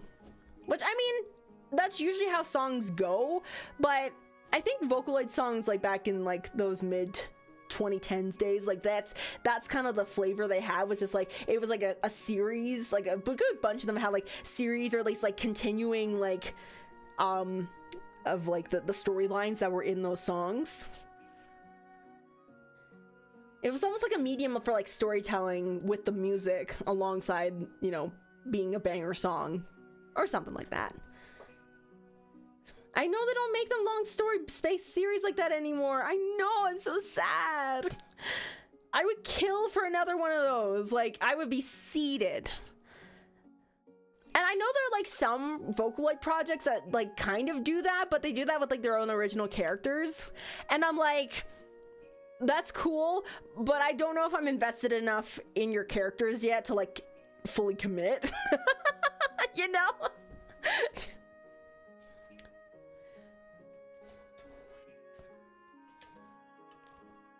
That's what I liked about like Honeyworks, because like they had like, you know, they told like the stories of like their characters, like their slice of life characters and everything through their songs. And I mean, they had like other mediums as well, but like the songs were kind of like the main introduction to it all. And then like you can kind of see the progress from those songs to like the next continuing in the series sort of thing. It was just really cool. And then you can also see like you can also see how like the art style evolved too. Like early Honeyworks, like it was still really good. I took inspiration from like their artwork, but then like the art, like the rendering, oh my gosh, the rendering like these days, oh my god, it's fantastic. There's one side I hate about Vocaloids, the horror songs. God, the horror song. There's so many. Fear Garden. Does anybody remember Fear Garden? Oh my god.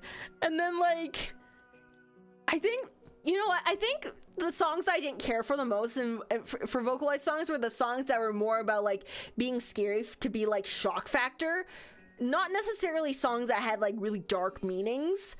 Cause like 9 times out of 10, those would be like a bit more like kind of understated. They wouldn't be like, oh, this is this thing to make you be like, oh my god. It'd be like, hey, so this is like the trauma that I'm like kind of unfolding through this song, and it's to like, you know, express these very complex emotions with these very like kind of visually disturbing images that reflect what the song's about, like that sort of thing. That was like that's also something that like Vocaloid was really renowned for back in the day, at least from what I saw. Like it was pretty like there was a lot of like, you know, very dark nuanced kind of songs that would come out. And now I think I saw someone talking about this a while ago, but they felt like this person said that like they felt that Vocaloid was becoming too like commercialized. And like, I mean, to an extent, Vocaloid was always commercialized. I mean, it's literally, you're buying a vocal synth to make songs, but in a way, I kind of understand what they were getting at, because it's like, now that it's becoming a bit more mainstream, it's like, oh, we can't have it be like, you know, too like dark or too like unnerving, because that's not going to be very palatable for like the general audience. And I mean, to a certain extent, they're right, but in that sense, it's also like that side of Vocaloid has kind of dwindled a little bit, so it's not like as prevalent anymore. So some people will have their opinions on that, but you know, it's art, so.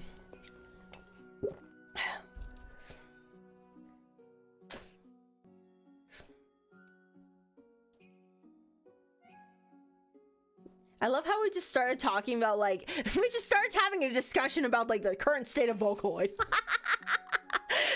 I love it. Because I don't want to choose, because I don't know if there's like a wrong answer here.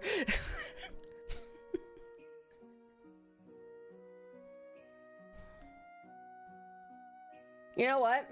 I don't want to fuck this up. So in the spirit of cheating, I'm gonna figure out what the answer is, or if there's like a specific answer I should choose.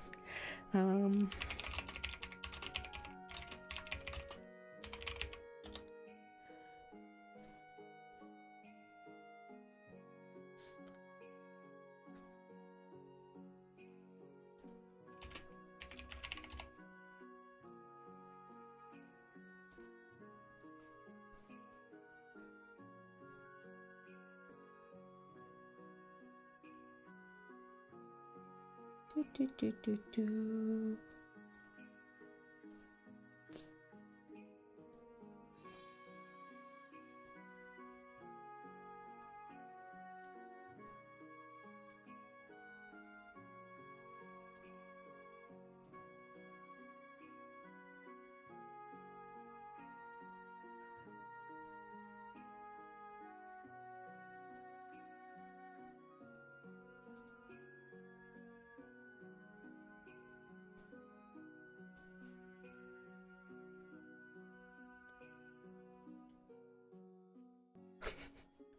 It's so funny. I'm searching up how like to find like the route like choices or whatever, and then I see my own stream pop up in the recommended.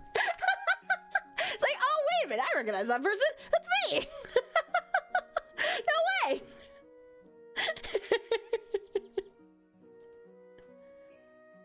Oh my god.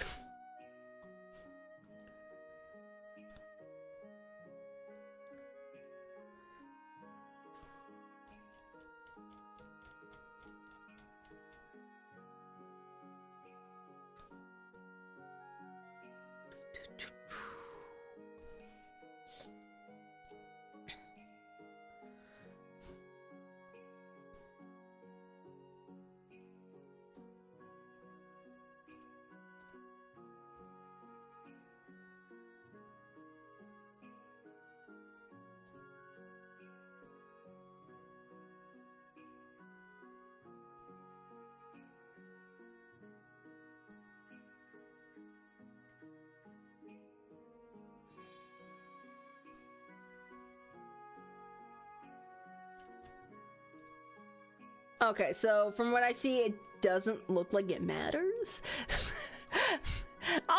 You know what? I'll respect her wishes.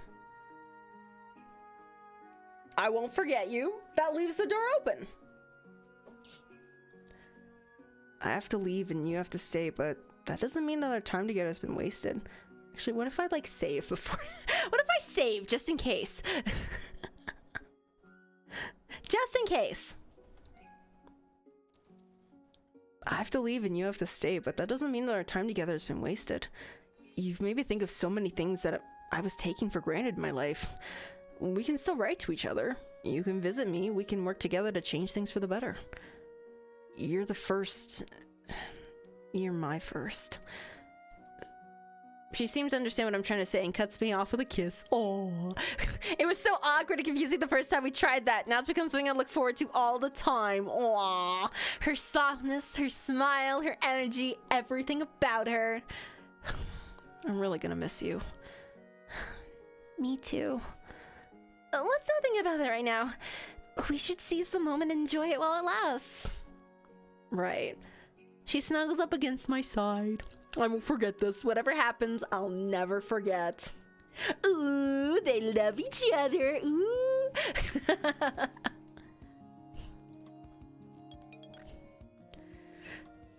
On the last Friday of classes for the school year, the Iris Academy Chorale and Drum Club have banded together to hold a sing-along. I've been practicing these songs throughout the semester, so by now it's all familiar to me. Not all the participants have the smoothest of singing voices. But that's not the point. Everyone's just here to have fun. And afterwards, the cafeteria has provided brownies and other treats. Oh, fuck yeah. It's a low-stress, high-social evening for everyone to mingle and unwind. For almost the last time. Ooh, I have $5 to my name. What's happening? Hi? Well, I figured that with final exams coming up and all, we ought to give this whole teamwork thing a try. Right now, I don't even know what spells you know. You know? Did you just repeat yourself? No, I was just asking if you agree with me. For Luke's sake, if nothing else. Hey, why me? Oh, excuse me. I just had a diet beverage earlier and it's trying to interrupt. Hush! Because you're the one who's worried about it, you goof. Right. Donald's right. It makes sense to try to work together before we have to do for finals. Alright, let's go. The three of us head down into the practice area. I nominate Novels as party leader. Why me? Well, you have more leadership experience, don't you, Mr. Co-President? Well, I guess I can't argue with that. They best have them soft sugar cookies. Oh, dude. Every time I see those in the grocery store, I have to resist myself from buying them.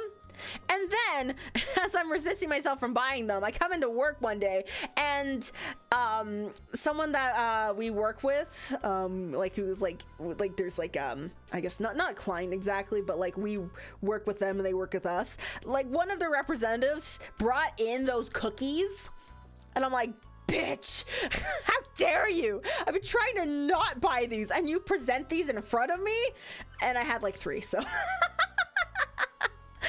Not all at once. I had 2 during the day and I took 1 home. Oh yeah, I love those sugar cookies. I don't care what anybody says. I love them. I've seen someone make a recipe to like replicate them. I haven't tried it, but they look really good. We quickly compare our notes on best spells. Donald mostly focuses on blue and red, while Luke mostly studies black and green. If they have spells I'm not familiar with, it might be a good idea to ask for an explanation. I look at Donald. That's my biggest attack spell. It does damage to a single target. It burns everything in an area I've seen before, so like fireball stuff at a distance. Cool. If I'm fighting something that tries to use magic on me, Reflex Maker spell hit it instead. I can make an area completely dark. That means nobody can target anything for spells or attacks, well, because I can't see. I can shove things a small distance, objects or monsters, or even us. It works to knock things down holes. Freeze! It makes someone freeze in place so they can't move or attack. It doesn't hurt much and doesn't always stop spells. Interesting. If there's a trap or something, it sets off. Sometimes I can make magic items work too. I can see through any illusions in a single square, like a fake wall or monster, or find things that are invisible. I can teleport to somewhere or teleport monsters and junk out of our way. It uses a lot of mana though. I think I know his skills now. I know them fairly well. Can I cast gun? I cast gun! I don't have a gun, but I got a feather. I got a really sharp feather. Does that count? Or a compass?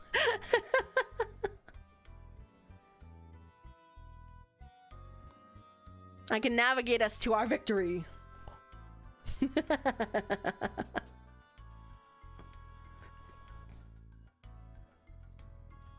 I turn my attention to Luke.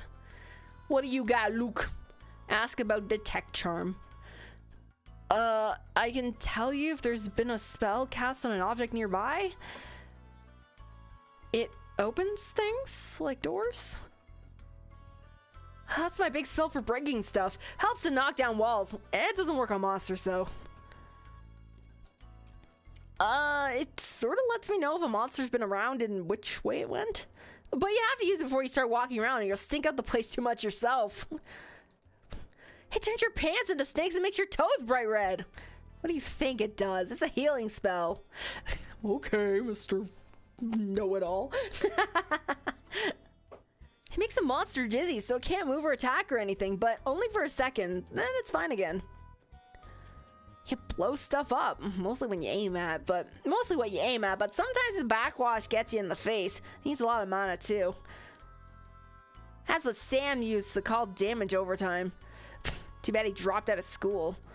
Anyway, if you poison a monster, it takes damage slowly, so you can hit it and running, it keeps getting hurt.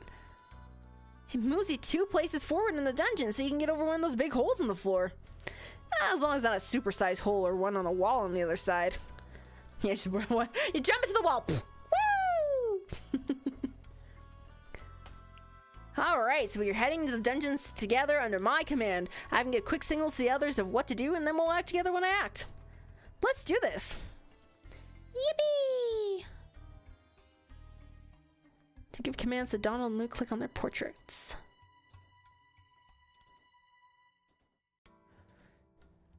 Very cool.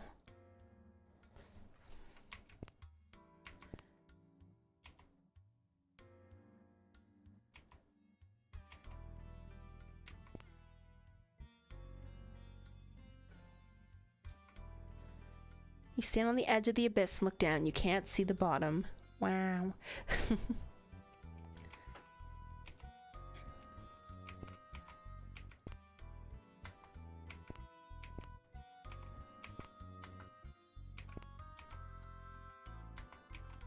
Interesting. Do I even want to like practice? Like I could, I guess.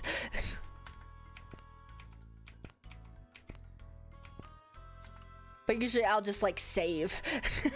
Just make sure. Even if I do fail. You suddenly realize you're going the wrong way. You turn and go the correct way, you think. Huh?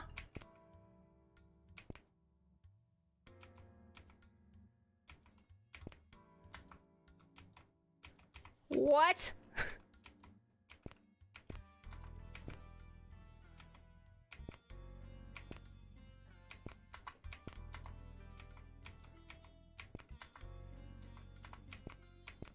Well, that was weird.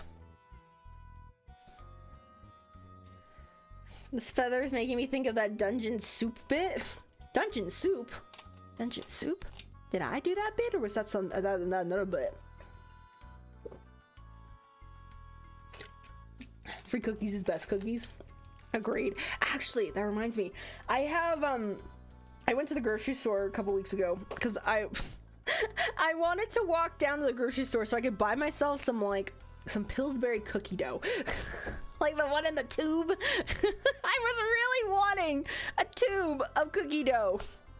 This was also the day of like a really bad thunderstorm. Not that it was happening while I went out walking to get this cookie dough, but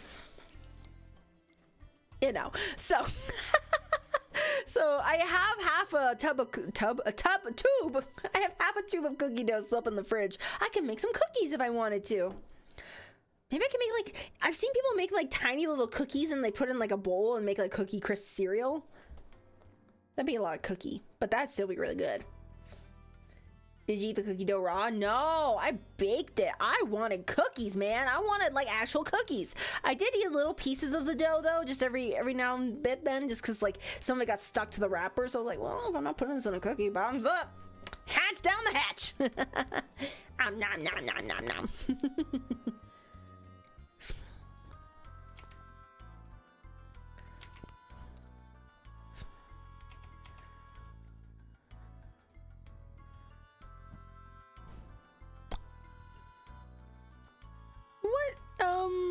What spells do I know?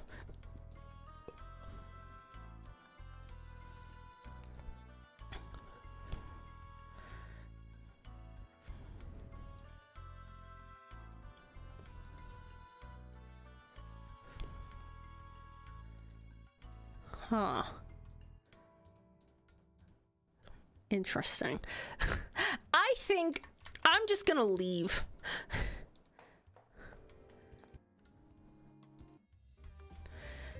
Professor Grabner has summoned me for a final private conference in his rooms. Toll House cookies are where it's at. You know what? I don't think they sell Toll House stuff around my area. I've heard about it from like American books and stuff, but like I've never had like a Toll House cookie or chocolate or anything. Maybe it's just called something different? I don't know. So, you have managed to pass most of the year upon these shores without bringing disaster upon our heads. Thanks. Your mother will be arriving at the end of the week to collect you. Only my mother? Your father apparently has inescapable business commitments, or does not wish to be forced to engage in conversation with Petunia. Does he dislike her? If there's some drama between my father and Professor Potsdam, I'm simply grateful she hasn't dragged me into the middle of it. So, your outfit for the ball, should you choose to attend, has been prepared. Your travel is arranged. All that remains for you is to complete your final exam, and your exchange year can be considered a success. Thanks. And so, our business is almost concluded. Do you have any questions or concerns you wish to raise at this point? Should I ask him about the wild sea girl who died after she left school? I don't want to step on Minnie's toes with her political plans. I don't know if she's raised the subject with him before, or if she intends to keep quiet until after she graduates. He might already know the whole story. However, considering his own history, I don't think he'd be indifferent. No, I'm gonna ask. I'm nosy. I'm a nosy bitch. They invented the chocolate chip? Wait, I think I did. Did I know that? I might have known that. That sounds like something I already knew, but forgot about. Hold on, I gotta search this up.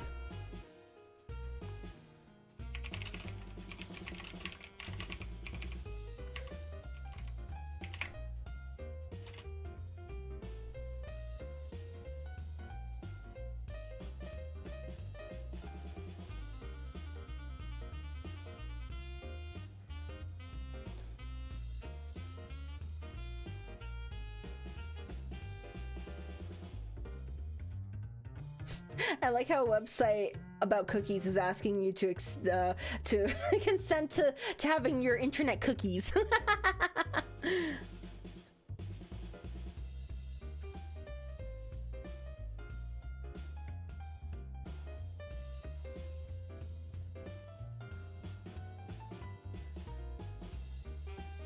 Oh yes, I knew this story. Yeah, they ran out of chocolate for their chocolate cookies, so she added the person added like cut up chocolate bars into the dough, hoping that they would melt into the dough and make it chocolate, but they didn't, and that made the chocolate chip cookie.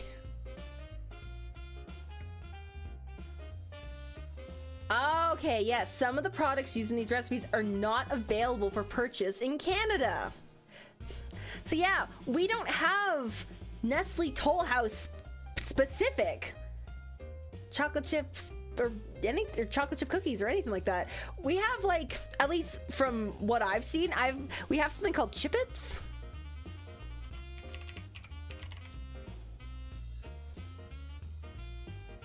Yeah, they're Hershey's instead of Nestle, but yeah, like Chippets are kind of like at least my main chocolate chips that we've had.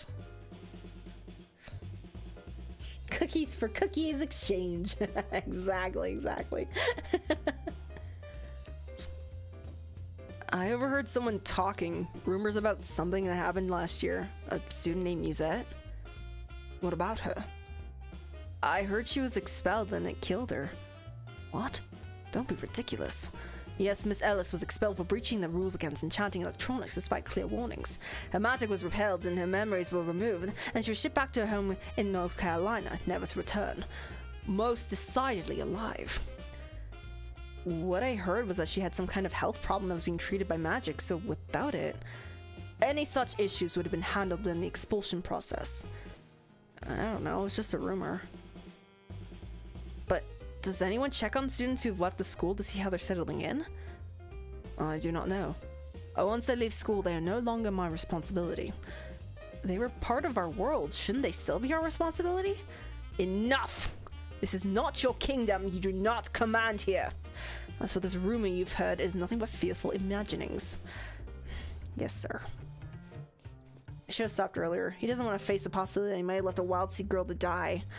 Well, I know he has a temper. Maybe he'll think it over again once he's calmed down. The professor settles back into his chair. Enjoy your tea. I suppose I may as well.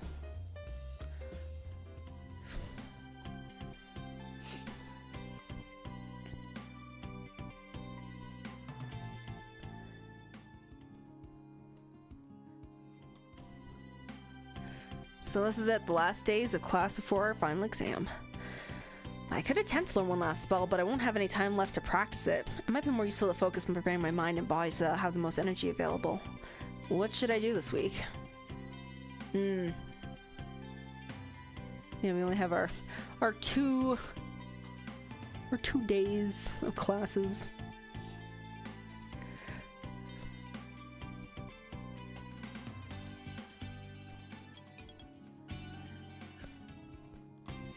Someone is knocking on my door. Hello?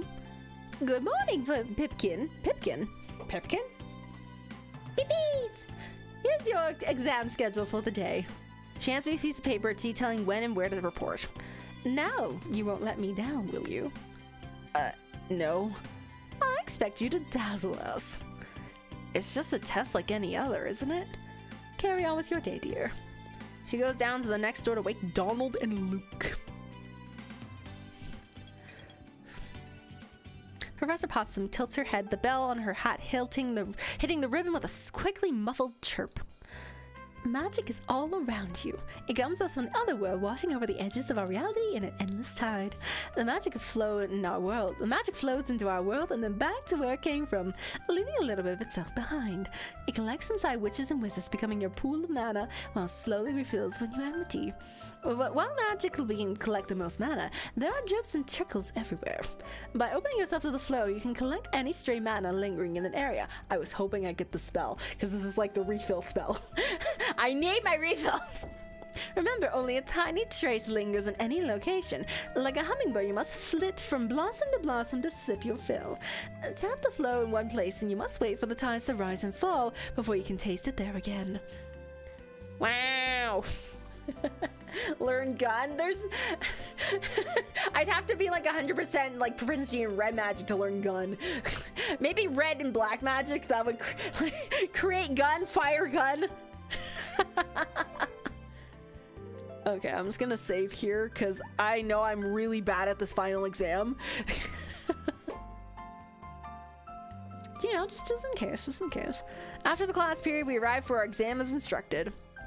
I mean, I guess I have full merit, so it's not like I really need it, but, you know, I like to be a perfectionist. All three of us. Donald nudges Luke. Don't worry, we can do this. Just don't panic. Hello, my fierce pups. Your task today is to find the crystal orb and use your energy to light it up before the time runs out. This exam has a time limit? It will not be easy to find and you will face many dangers, so you'll need to work together to conquer this challenge. Good luck! She claps her hands and the world starts to spin! Whoa! Where are we? We land in the dungeon together, clustered into a single space. All that I hear is Luke's rapid breathing. It's up to us now.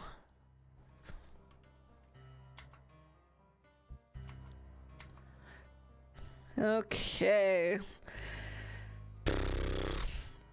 They're waiting.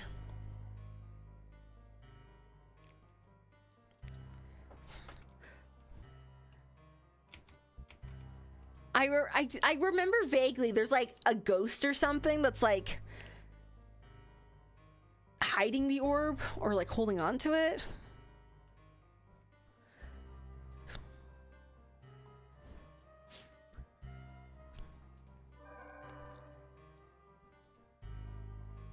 Okay.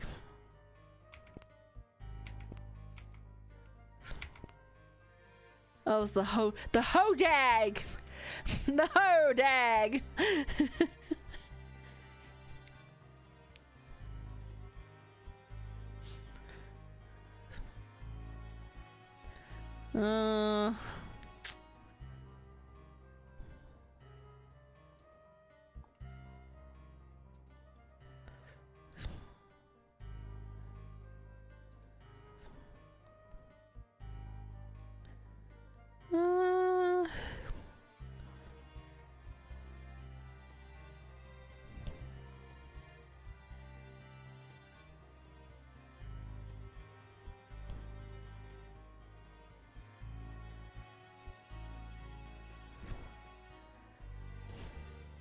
So it's like moved closer to us.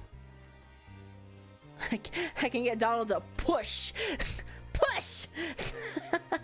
When it's been so long you forget which spells, you know? I know, it's too much.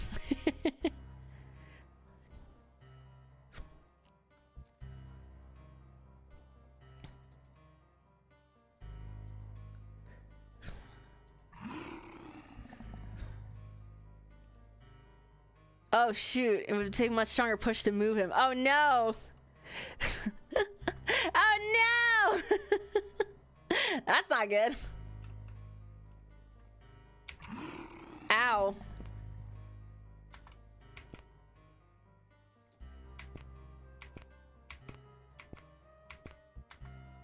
Well, that didn't work.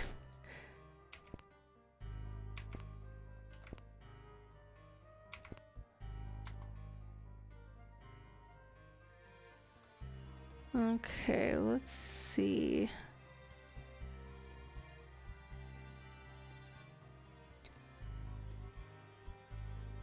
As far as your eyes can tell, there seems to be an ordinary stone wall. Main Bridgill, Arc, Mayor, Brock, and Gimblo, Agari, and hello. What? What does that mean?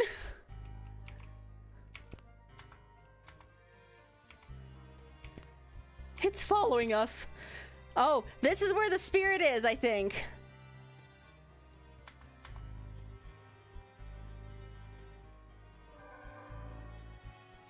You sense an otherworldly presence right beside you, but you can't see anything.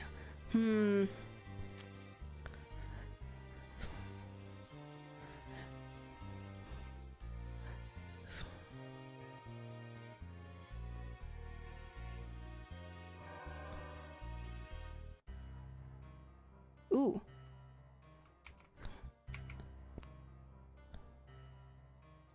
Oh, okay, this is where the wall is. Where we put the orb.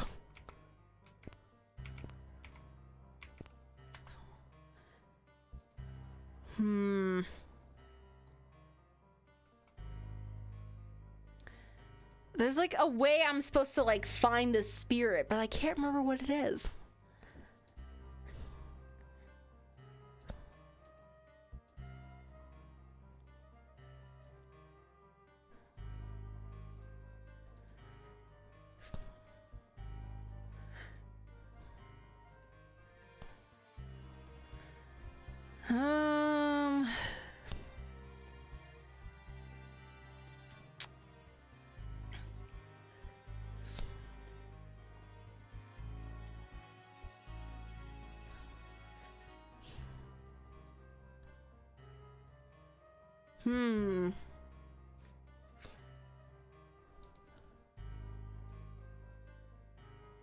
Think true sight?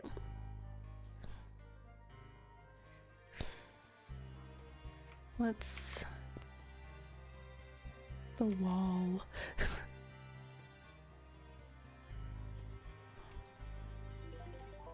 Ah, there it is. The luminous shadow revealing a monster in the air. What the hell is this?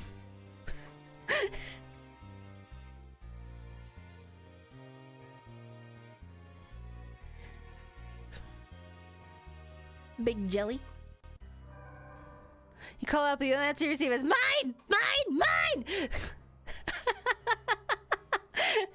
Okay. Wild.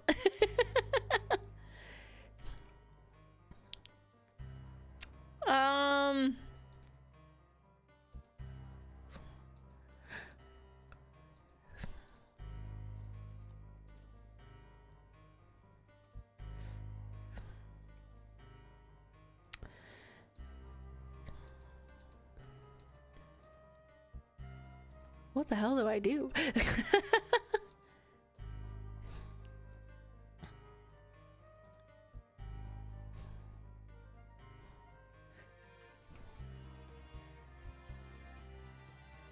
I like, can I freeze the jelly?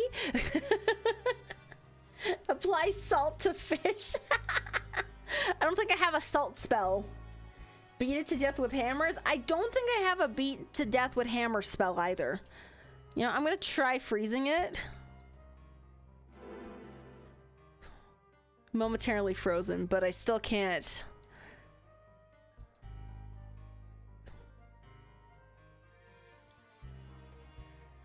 Hello, I am peaceful if you are peaceful. A tentacle swipes at my face. I think it's probably because I tried to freeze it. And it's like, no! Ooh, my mana's like almost gone.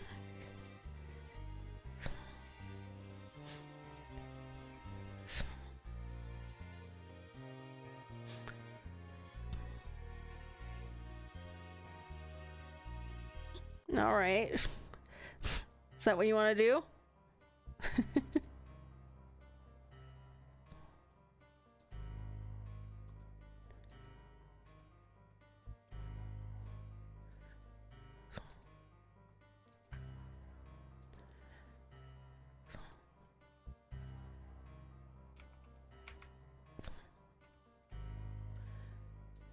Okay, let's... I'm gonna tap the flow. I don't have an... Oh, I have no MP! Oh, shit! Well, this isn't good. Oh!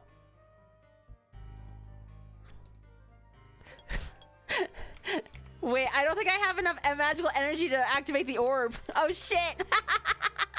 Oh, no!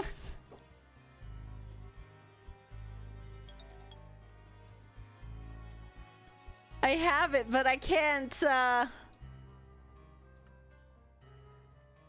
nothing happens.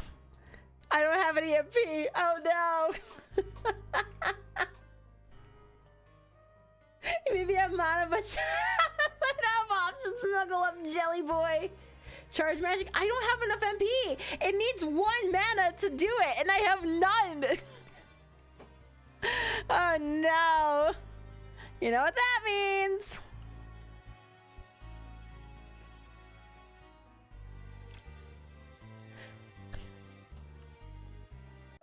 We're trying that one more time.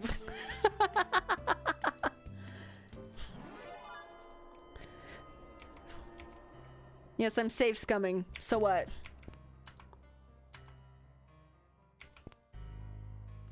Oh wait, hold on. I'm going the wrong way. Here we are. Okay. Let's be aware.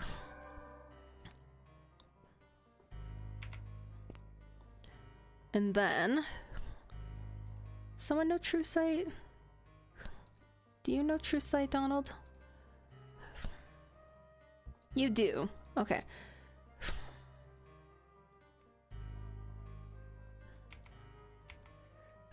Ah, there's the jelly.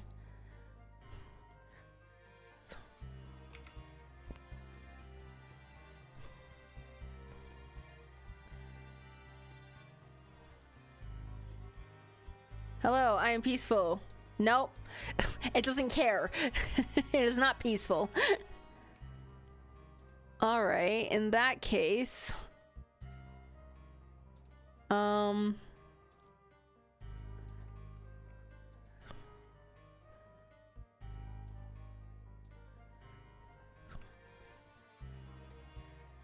let's crush.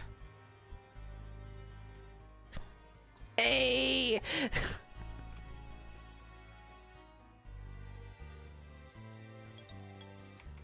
All right, that went a lot smoother than the first time.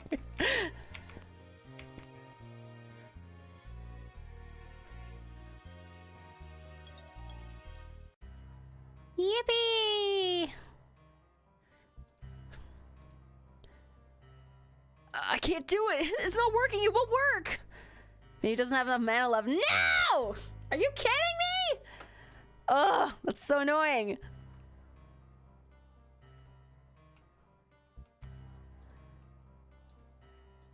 If I like tap the flow, can that like recharge 5? But I only recharged 5. Boo. How much mana do you need? The ultimate spell, reload save.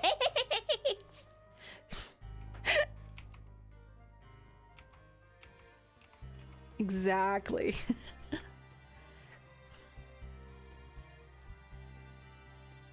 That's actually crazy. What do you mean?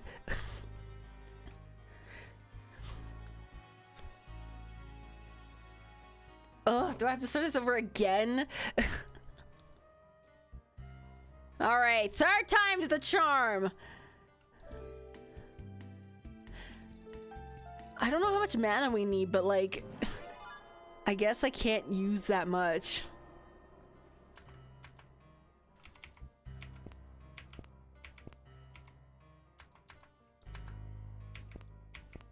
I'm not going that way. I'm avoiding that thing at all costs.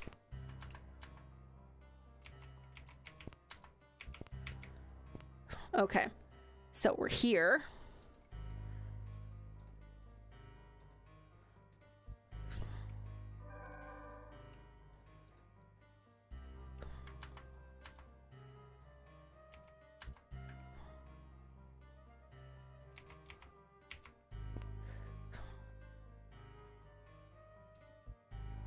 I need True Sight. There's the jelly. Big jelly.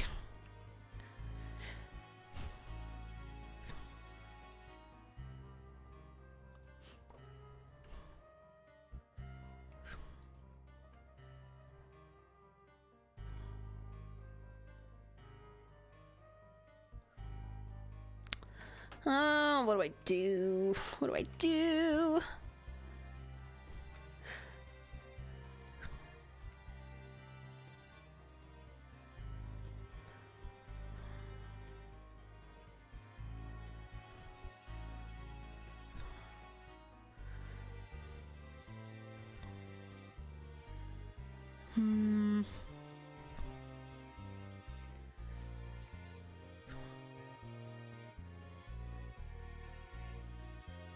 I guess.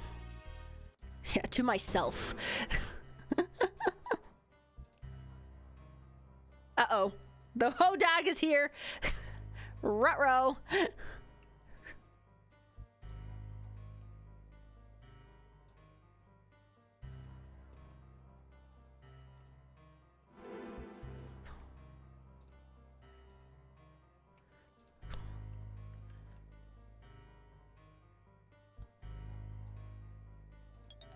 Picking up the orb.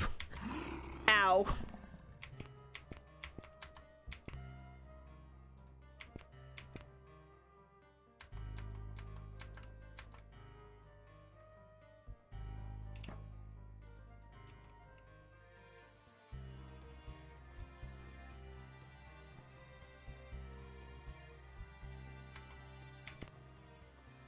All right. With one magic left, I'm gonna tap the flow.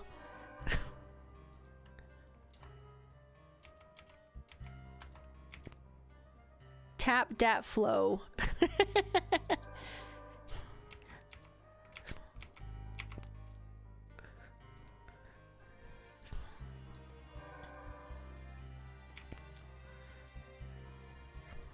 I don't know what I'd do without the spell.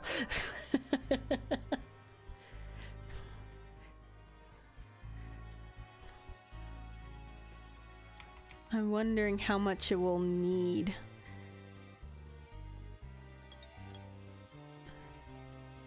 Okay, let's see if I touch it. Okay, I needed 10. I think 10 is the minimum. Thank God.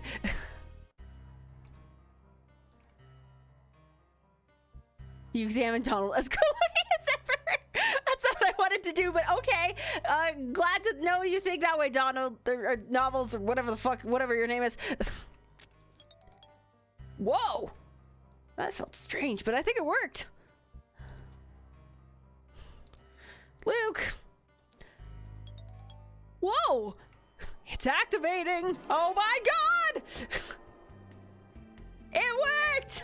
We find ourselves standing in the sunlight on the main quad. Congratulations, all of you. You have successfully completed your freshman year. That will be 5 merits for each of you. Not that I needed them. Perfect student. Now go and relax. You have a dance coming up to enjoy. She walks away humming a little tune. We did it? We're done? Yep. He looks dizzy and immediately stumbles. Come on, let's get you inside. Thanks. They head for the dorms and I follow. The school year is over. Only the dessert remains. Unless she knew the number of times we reset the timeline for that. Shh, it's okay, it's okay, it's okay. Shh. Even though the school year isn't officially over until tomorrow night, there are no classes being held today or tomorrow. At least not for freshmen. It's possible the upperclassmen have more detailed rituals and testing procedures. The only activity I have scheduled for the day is to pose for my yearbook picture. Any student who did not complete the year will not be included. Should I adjust my outfit? You know what? You know what I would love? I know it'd be really hard to, like, you know, factor in, considering how, like, complex the routes are in this game. But it'd be so fun to see, like, how you progress throughout the years and, like, finish your schooling. Like, obviously, I think it would have to be a different character because this idiot's only here for 1 year. But in the first game, it seemed like there was potential for it to be, like, you could have, like, you know, multiple years because you're like a wild seed girl with your magical powers. No princess from a far off distant land. All right, this is fine. This process shouldn't take long. Then I can have lunch and relax. Yeah, I did it on the first try. This is it, the final day. Many students have already packed their belongings to go home. I've heard the clattering in the halls as they search for lost items or help getting things in the boxes. Others prefer to leave everything here to the return, or else perhaps they aren't leaving at all. For my part, I've carefully set aside a few souvenirs of my time here. Gifts, things that matter to me. The rest, either someone will pack up shit for me or the school will redistribute them later. I won't need Iris Academy uniforms in my future. I think I'll keep my Wolf Hall badge though. Today is the first day of May. Walpurgis. I can't say this. May Day. It's a holiday in many countries, often a celebration similar to my own spring festival. It's a day of love and passion, of peace, of solidarity. I've never celebrated a May Day before. And here at Iris Academy is the night of the May Day Ball. Tonight, I want to make Minnie feel like a princess. As her escort, how should I dress? So I can have a suit or formal robes? You know what? I like the formal robes. Those look really fun. The suit is dapper though. I think I did suit last time, but I'm gonna do formal robes as the prince that I am. And we don't need glasses anymore. We don't need to be smart.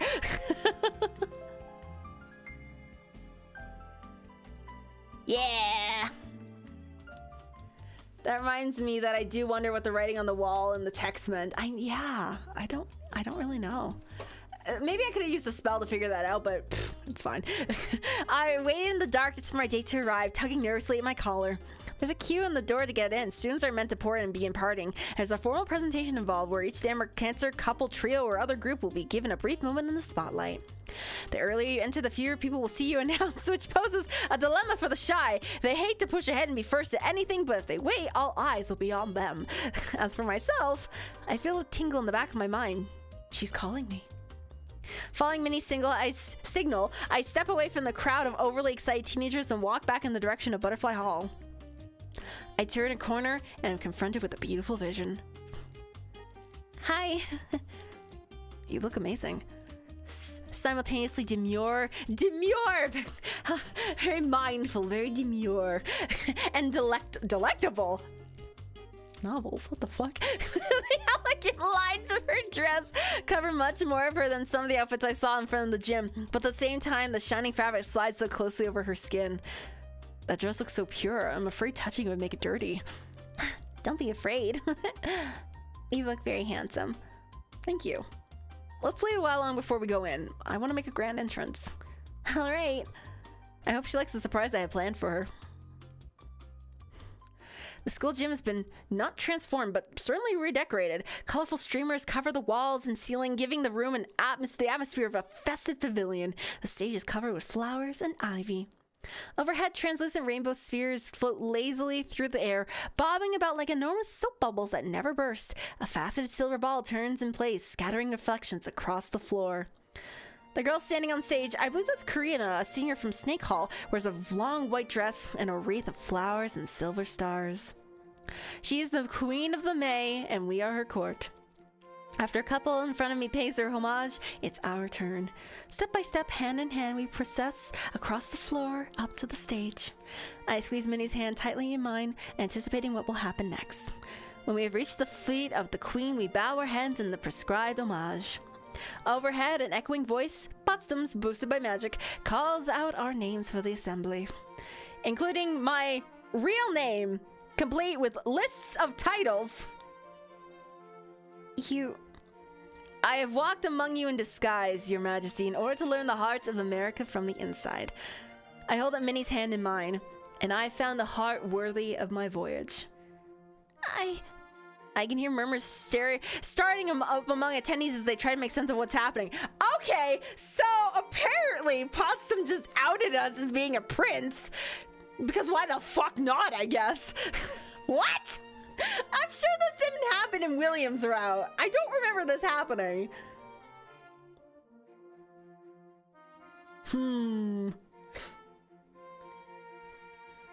The May Queen quickly regains her poise. Be welcome. Thank you. I twitch my hand, signaling Minnie that we should nod and withdraw. We take our place along the outer walls. She looks at me, her shimmering brown eyes filled with questions. Shh, not yet. Let's watch the promenade. Or promenade. Are you saying that they announced Novels list of titles without including the list of titles? And the real name! I know, right? That we still don't know as the player. Because Novels is the fake name. We don't know what the real name is. Despite any disruption we may have caused, new dancers continue to enter. Name after name, velvet robes and silk dresses and fine suits and silver spangles. On and on they come. The very last person to walk up is a girl with pale, freckled skin and hair that shades from blonde to pink. Instead of curtsying before the queen, she walks up to the stage to kneel before the queen. Karina removes her flower crown and places it on the head of the other girl. I present to you Laurel Aster, Princess of the May. Let there be feasting and music and dance in her honor. Woo! Everyone applauds and then the music begins. The floor fills with partners spinning this way and that. I see Donald and Ellen together passing on the waltz in favor of something more modern. The May Queen herself has left the stage and is now dancing with a much larger girl whose skin is tinted green. And Minnie is staring at me. Oh, I see. So Potsdam didn't out us. We asked Potsdam to out us. I see. I understand. I understand what's happening now. Why did you do that? You were so worried about keeping your secret. Well, it doesn't matter anymore, does it? I'm leaving. I don't have to worry anymore about people being nice to me for the wrong reasons. But you wanted everyone to pay attention to you tonight? No, I wanted them to pay attention to you. Oh, this is the surprise he was talking about. Oh, I see. Interesting thought, but okay. You were worried that people didn't like you enough or took you for granted and thought you were boring. Now you're part of a romantic fairy tale and everyone knows it. And if they want to know more about me, they have to ask you because I'm not leaving your side tonight. Oh, I still wish you'd warned me. I wanted it to be a surprise. I hope it didn't upset you. Not really, it's just I don't like surprises. I don't know how to react. I'm sorry. I'll try to remember that in the future. What about the future? That I shouldn't send you any extravagant presents without telling you ahead of time. She giggles. Please don't send me an elephant. An elephant? I hadn't thought of an elephant. Minnie leans her forehead against mine, laughing quietly. Aww. So we make her feel like a princess by declaring that we are a prince. Aww, that's really cute. His heart's in the right place, but the execution is not the best. I agree. I mean, what other way to what way to exclaim that you are a prince without saying outright that you're a prince, you know? Do you want to dance now, or are you too tired? I had all day yesterday to sleep, remember? I hope you didn't miss your portrait. I managed. Pastel worked me up. Are things better between the two, you know? Oh, it wasn't really about me. Don't worry about it. You don't really want to talk about Pastel, do you? No. Not really, no. So, what do you want to do? I can recognize a hint. With one hand behind my back, I make a graceful bow. May I have this dance? Yes! Achievement! I've achieved Minnie! I take Minnie in my arms and move into a formal waltz position. She has clearly been trained just as I have. We move easily through the steps, even adding a few extra twirls that make the smooth silk of her dress swish against my legs. The song ends and we stand there smiling at each other. The next piece, which starts, is much faster. Ready to try freestyle? I don't know what that means. It means no rules, no steps, just move your body however you feel. She throws up her arms, punching at the air and swaying her hips. Just for a moment, I pictured doing that with a pair of pom-poms, cheerleader style. We found our cheerleader! And then I grin and join in in the fun. I may not know exactly what I'm doing, but I'm not gonna let that stop me. All around us, people are laughing, dancing, spinning, and sparkling. This is how my year ends. I will never forget. Wow. I was just a young, learning yesterday in this foreign land. Hell of achievement, congrats. Thank you. And you too can achieve Minnie as well if you like to purchase the game, but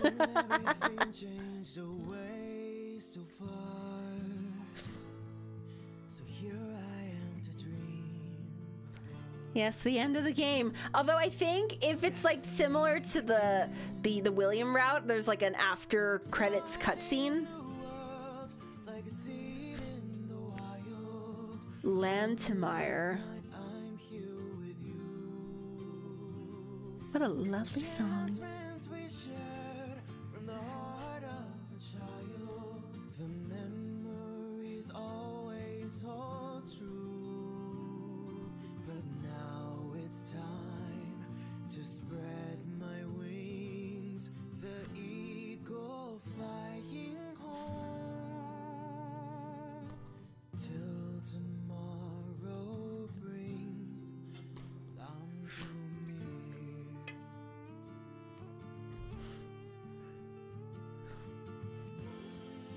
Just a bit, time went by so fast. I'm not the same person I was before. I see my done. Do you get recruited to join the Avengers or get shawarma? I mean, shawarma sounds really good, but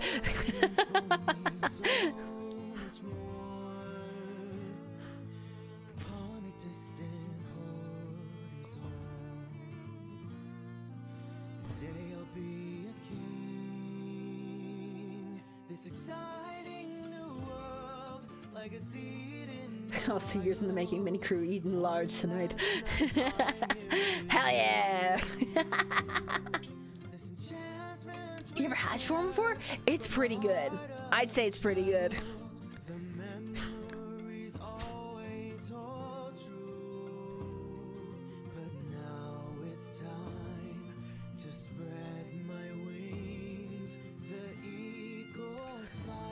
Ooh, it's my yearbook. Memberships: Wolf Hall Freshman Class Co-President, Chorale Tenor, Sports Club, Literature Club, Nature Club. I'm a scheming personality and 100% exam success. So was America good for you? Hey, what's up behind you? Made you look. Oh, thanks, Luke. You'll always be my Prince Charming love, Minnie. Oh. No, that's okay.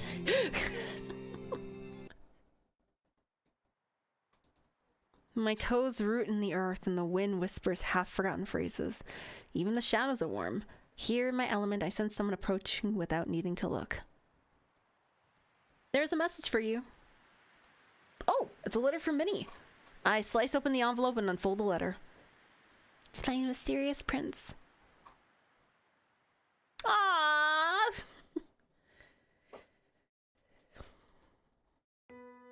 Cute! Yay, we did it! We finally finished the mini route. It only took forever. Ay, ay, ay.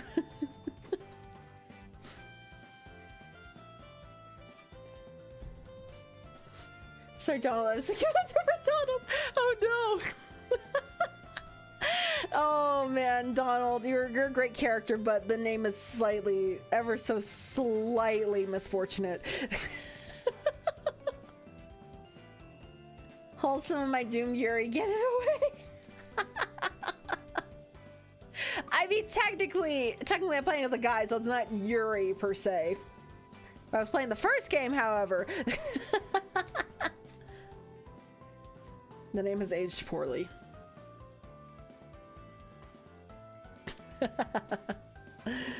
Oh wow. Well, there we have it. We have finished the mini route. We played 2 of the 5 main ones. Apparently, I was looking up when I was looking up the choices of what to look for. Oh, excuse me. Jeez. Apparently I don't know how accurate this is because it's from 6 years ago. There's side options apart from the main routes.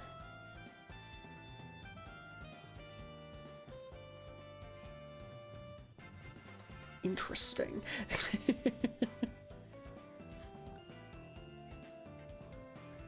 So that'd be pretty fun to kind of poke my head into, see what's what about those. But of course, there's 3 of the main routes I haven't even done yet, so you get side chicks in this game? Apparently. I don't know if you side chicks, but there's There's like side romances if you like don't pursue anyone, I think. All I'm fearing is having to play this 12 more times. Oh god, that would take me forever. Oh man, but I'm glad I was finally able to finish this. This was a long time coming, so. I love how charming of a game this is. It's very, very silly, very fun. And I match the aesthetic, even though I look a bit more scholarly than wizardly. I look more like I should be a teacher than a student, but, you know.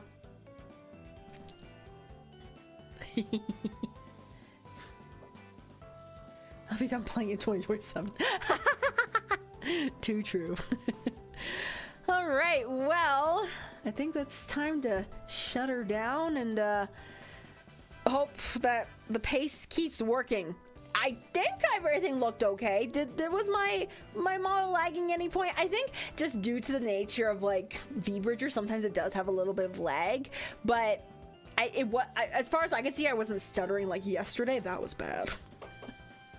And my computer's super quiet too. Like, it's almost like when I first built it. I haven't heard anything. I haven't heard any whirring of fans. It's kind of disorienting. I'm like, my computer's on. Like, I'm looking at my computer on, but it's on, right? You know?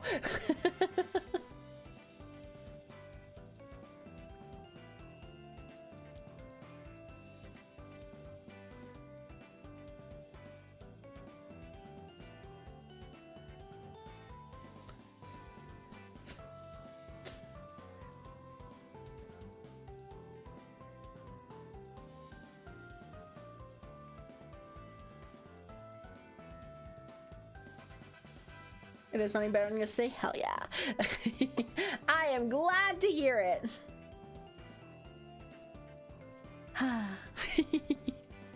But thank you everybody so much for joining me today. I hope you guys had fun and watching the revelations of this route come to fruition. So take care. Have a great rest of your day. I will see you guys tomorrow at what time is it tomorrow? 12 p.m. I will see you guys tomorrow at 12 noon for Samsara Room. So take care. Have a great rest of your day. Get some water. Hydrate yourself. And get ready for another thunderstorm, maybe. If it is storm season in your area, get ready to clap and cheer and stomp your feet in celebration. Even though it's mid-July. Take care, and of course, as always, until we meet again, bye-bye!